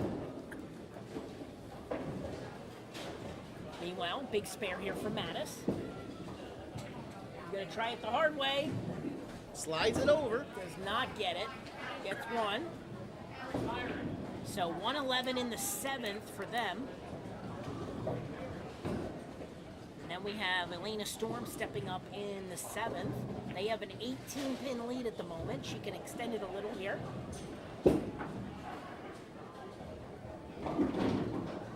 Pretty good That's shot. 9. She gets 9. Davis with the strike. 9's a good number.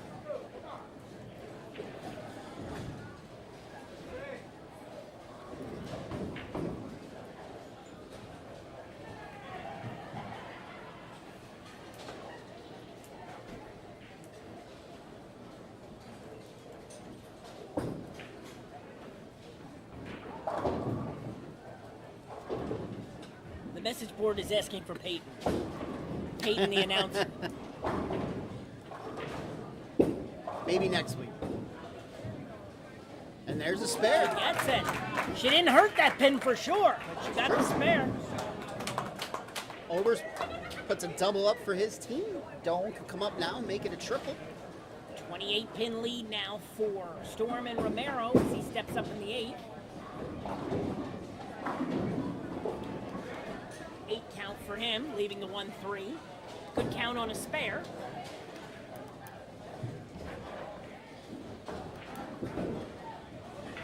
And Doan gets a 7 count, leaves a baby split with a sleeper pin. Okay, 8 miss, 94 in the 8th, 155 for the team of Storm and Romero. So, big frames here for Lang and Mattis. And Mason does not cover, so they got 144 in the 7th. Interesting shot for Ryan. Missed the headpin to the left, and he leaves the headpin. Yes. So he'll look to pick up his spare. Those guys really need to probably, it's getting close to striking out, just to give themselves a cushion, as he just missed the headpin. See, Ryan, the thing about Ryan is, Ryan, no.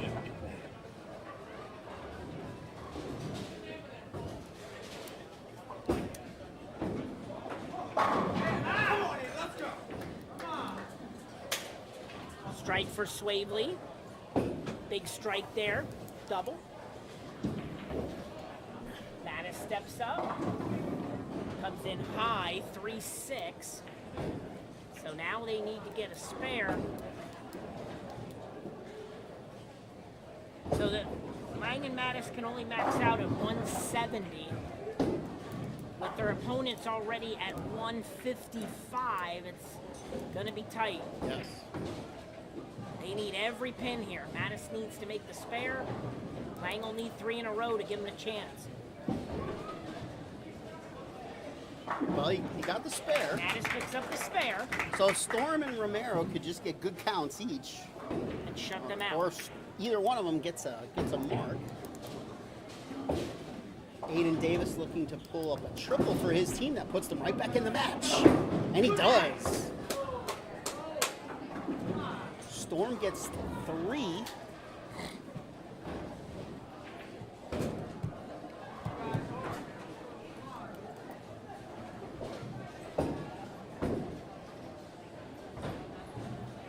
So Storm wants to try to get all the pins she could possibly get here.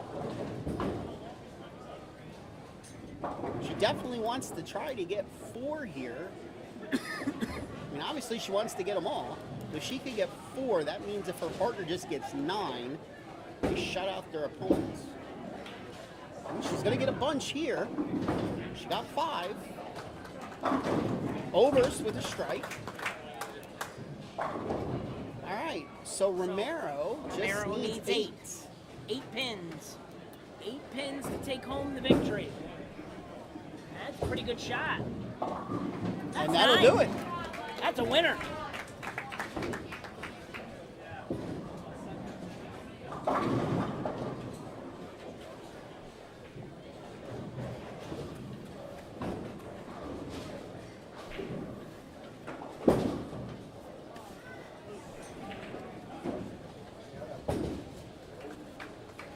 $172.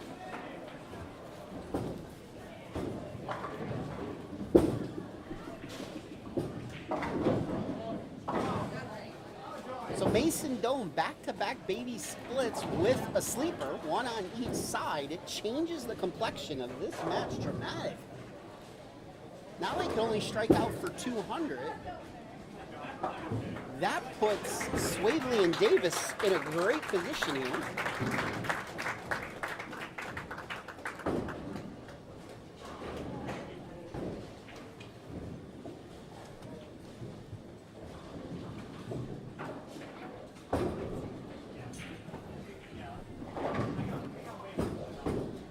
Swavely, he's gonna cross over in the foundation frame 9th, and he leaves just the 10 pin.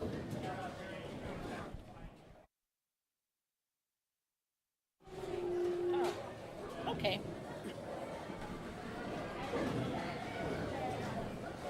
So with a mark here, Aiden Davis is just gonna need a mark in the 10th. Final score on the handicap side, Stormer Romero with a 172-147 victory over Lang and Mattis.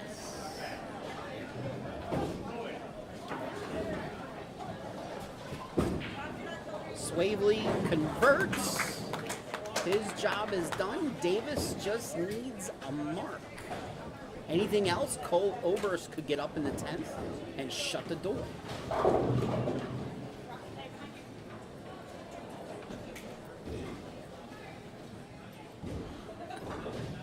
Yep, pretty much a mark is a winner for David, or for Davis rather.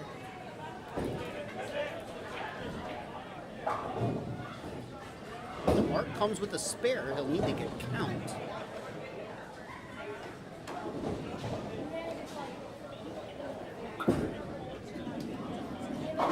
And he throws it right through his break point. Now that really changes this. So now he's going to need the spare and get 9.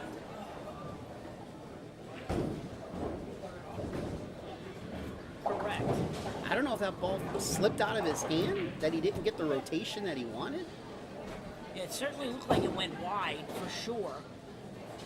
He's grabbing for a rosin bag. Let me point out too though, even if he only gets 2 here though, and he shoots 191, he forces Cole.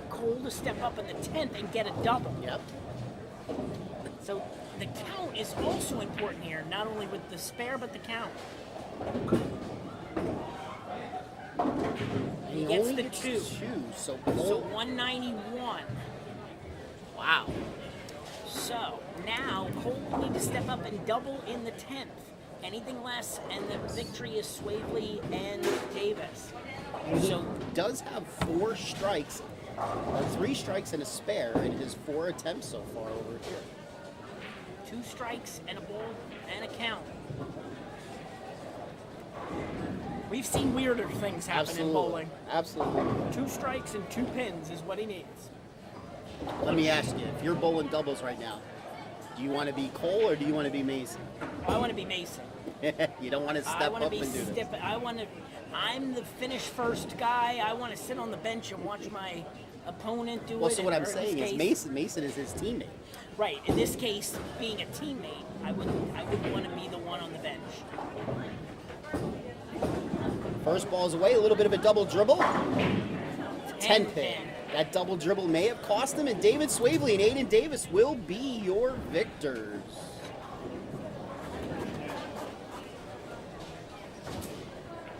It was a good shot. Certainly could have been.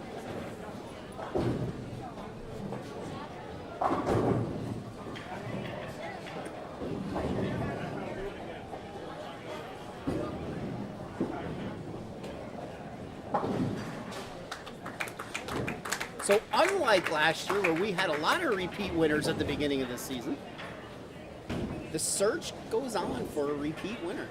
Yep. We will take it to the adult junior in 2 weeks.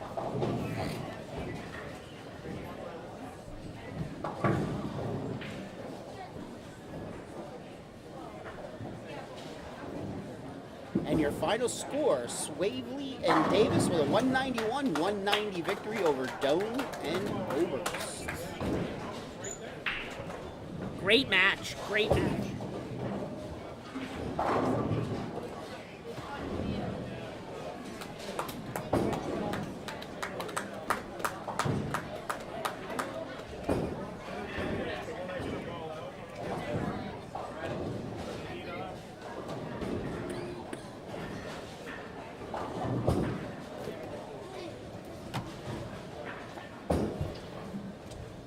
Alright, we're gonna need a camera. We're gonna need All right, we'll give out some awards and then we'll bring our winners back for some quick interviews and then we will wrap it up.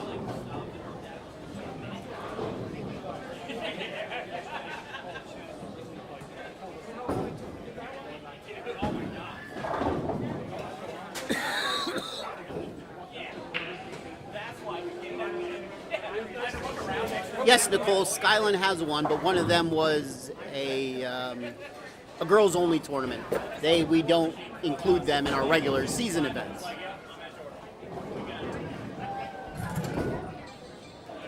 That's a completely different tournament series.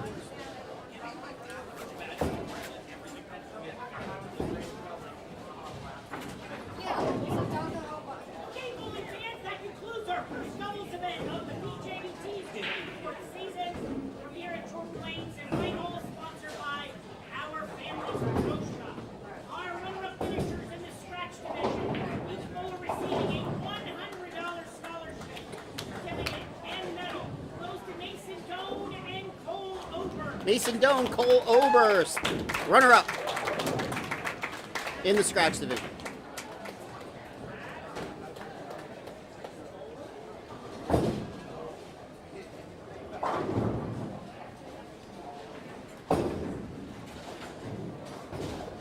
Our runner-up finishers in the handicap division, each bowler receiving a $100 scholarship, certificate, and medal goes to Ryan Lang and Gavin Maddox. Ryan Lang, Gavin Mattis, runner-up in the handicap division.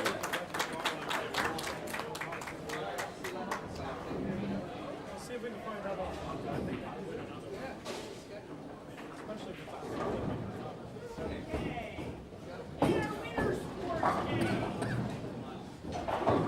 In the scratch division, each bowler receiving a $200 scholarship, certificate, and the first place acrylic plaque goes to David Swavely and Eden Davis. Swavely and Davis, your champions today in the scratch division.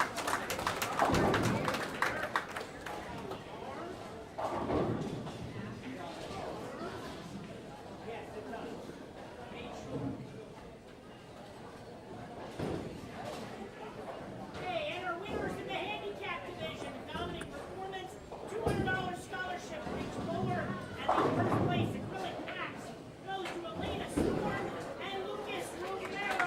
Elena Storm, Lucas Romero, champions in the handicap division.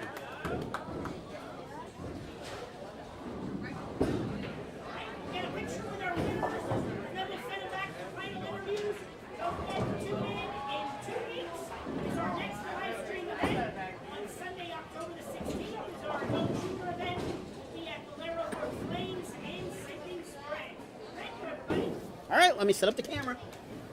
All right, winners. I'm going to put the man in charge. In charge of picture taking. Okay? All right.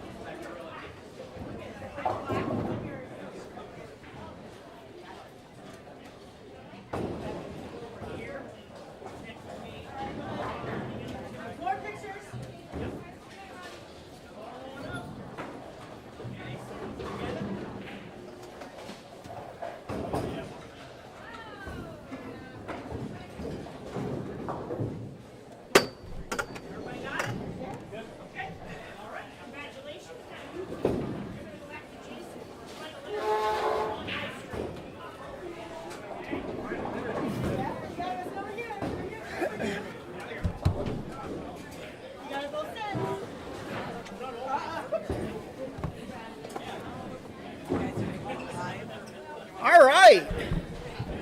We are here with our handicap champions today.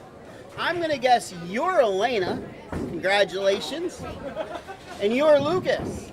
Congratulations. Thank you. First tournament, right? Ever. And you're a champion. Now, wait. My first question, are you more nervous here or were you more nervous out there? Out there. Out there? Yeah. You're not nervous around me, are you? I'm a teddy bear, right? That's what they say. Little do they know. So, Dead Man's Curve. Pretty tough pattern, wasn't it? It was when it got drier. Really? Yeah. I liked it because I travel to the middle. Really? Uh-huh. Uh-huh. And I throw out. And it comes back. Is that what it does? It worked really well. Yeah? But once it got really dry, Yeah? it was much, much harder. Really? I noticed on some of your spares you throw a backup ball. Tell me about why you throw a backup ball on some of your spares. Well, it's how I started. Okay. And I don't have a plastic ball. So when I have a 10-pin, any ball I throw would have hooked back in. And it won't go straight. So I just throw the backup ball so I can hit anything past head and 5 on the other side. Well, I hope the USBC never outlaws that for you I hope not either. until you get a plastic ball. Who's the cheap person that's not getting you a plastic ball? That guy? That girl? Which no, one? No, I just don't throw it. Oh. All right. Let's talk to this person over here for a second. What'd you think of this pattern today? Now you gotta speak up. I've never bowled this pattern before. Kind of tough, huh? Yeah, Yeah? it was pretty tough. It was tough, yeah. So do you bowl here for junior leagues? Yes. What do you average? Right now I average a 113. A 113. That's not bad. How many years have you been bowling? 2 or 3. 2. And how old are you? 11. 11. How old are you? 11. 11. Who asked who to be a partner? He asked me to do. Oh. I've been bowling longer for him. Did he have to, did you like tell him he has to pay you? No, No? Oh, that's awfully nice of you. So, who's your coach? Who's my coach? My dad. Oh. Who's your coach? Who's that? Your dad. We got lots of dads here. Funny, none of them are filming this. Usually they all film this part. So, who do you want to thank? You want to thank anybody? I want to thank her Well, that's a good idea. because For saying yes to be your partner? yes, Yeah. and she didn't bowl under her average once. That's awesome. I bowled under my average twice. One was 1 pin, one was 8. Okay. Are you guys going to team up again? Oh yeah, absolutely. Yeah. Yeah. So, we have a little tradition here. Okay? You get pied in the face. Close. When you win your first tournament, you get to decide where's dinner. So where's dinner? And let me tell you, before you tell me, if it's someplace good, I go. okay. So where's dinner at? Let's hope they don't pick Jordan Lanes. Where's dinner at? Don't say White Castle either. No, No, definitely not. No, definitely not. Okay. Longhorn. Ooh, Longhorn. Chinese buffet. I like that idea. 5-star steakhouse. Who? What? No, What? Chick-fil-A. Chick-fil-A's closed on Sunday. What steakhouse did you say? 5-star. No. But He said a steakhouse. I like that idea. I'm so there. Give me 5. I'm there. All right. Congratulations to our handicap. Is this your first ever tournament too? no. This is my second. No. Oh, it's a second. Oh. PJBT. I missed one. I'm sorry. Congratulations to our. I like you guys. I hope you sit back here. In fact, I might have you guys commentate with me sometime too. Okay. All right, yeah, of course. Congratulations to our winners in the handicap division, Miss Elena Storr, Mr. Lucas Romero. Congratulations, guys. Let's give them a round of applause. And now we'll tell them out of the camera. I have your papers. I have slates for your awards. All right, now let's bring in our scratch division champions, wherever they are. David and Aiden.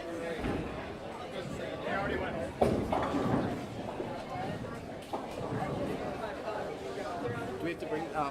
I'll set this here. All right, we got Aiden, congratulations, and we got David, congratulations. Thank So, let's talk about something that I'm sure you don't want to talk about, the 10th frame. Yeah, my hands were a little sweaty. Okay, so that's what I was going to Like, ask you. yeah, they were really sweaty the whole game. Okay, got it. I mean, I don't want to use that as an excuse, Sure, but you know. sure. So, once you opened, did you figure you lost the match or not? No, I just knew if I got count, I would force them to double. Mm-hmm. Or if I make it and get count, I would shut them out. I mean, I thought I made it, but you know, got lucky, I guess. Sure. Dead Man's Curve. How do we handle it today?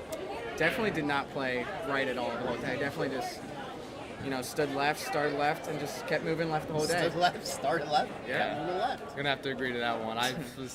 I tried playing pretty far right, like to start, maybe go up the boards, get something going, and it just did not work. Okay. So that's when I made a pretty big jump left. I'd say about like game 4, gonna try getting around it, pushing it through, maintaining the pocket. What equipment did you use? I Either used- one of you could start. I used the Hammer Dark Web and the DV8 Collision. I used the Track Paragon and the Ebonite GB4 Pro. Okay. Alright. So, I mean, obviously, you guys have bowled on Dead Man's Curve. I don't know if you ever remember the last time you bowled on Dead Man's Curve, but it definitely played different here Yeah. than what it lanes, normally yeah. does. Now, granted, wood lanes, so it's going to play different. But listening to you guys, it sounded like it played like a very different than what you would normally expect. I will say, thankfully, you guys didn't bowl on 11 and 12 because 11 and 12 looked totally perfect. Yeah. that looked completely perfect. All right, who do we want to thank? I guess I'll start. All right. You know, of course, got to thank Dad for bringing me every weekend, you know, having to put up with me, you know, the past couple months. Of course, got to thank Ryan May at Mays Bowl and Billiards, you know, helps me with all my stuff, gives me everything I need. And friends and family watching back at home, I want to say thank you to them because they're a huge part of my success and support. I want to thank definitely my mom. You know, she's one funding all these tournaments, allowing me to come out here, making sure I'm safe coming out here. But I also want to thank my dad too. You know, although he may not be here with us right now, he's definitely watching over me right now, and I really hope that I made him proud up there. Oh, absolutely. And definitely Bowler Expo Shop for drawing all my equipment. Yeah, you had a little fan club on the message board. Those here, are right? those are all my friends. I was telling them to watch it.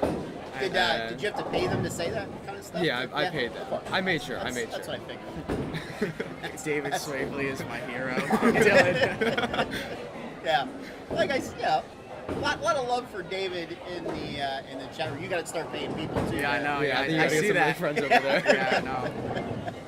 So you guys also were rocking out, matching the little pink. Yeah, yeah. breast cancer awareness. Yes, absolutely. All right, do you know what tournament title number this is? I By think chance? it's, I mean, you're kind of. I don't think it's updated online. but no, because I'm the one that's updated. yeah, it's either 13 or 14. Okay. This is scratch title number 1 for me. So Yes, sir. All right. I'm assuming you guys will partner up again. Yeah. At some yeah, point? yeah. That's cool.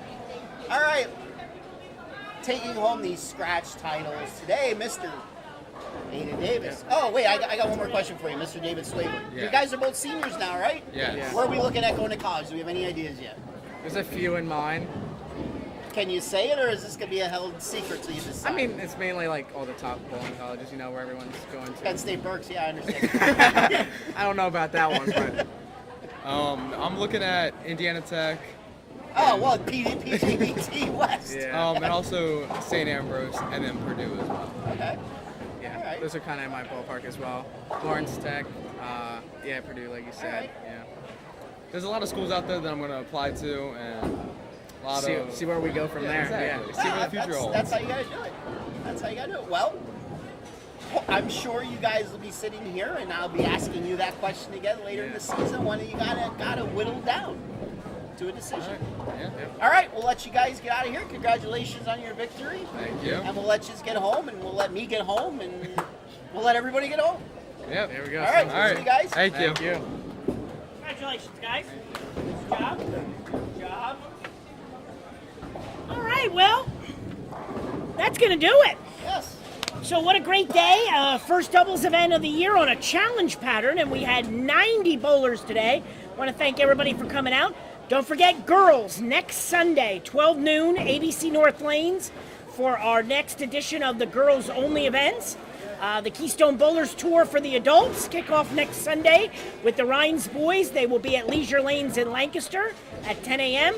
And the PJBT kicks off back again in 2 weeks. On October the 16th, we'll be at Bolero Berks Lanes for our adult juniors. So lots of exciting action on the lanes in the upcoming weeks. So make sure you tune in and join us.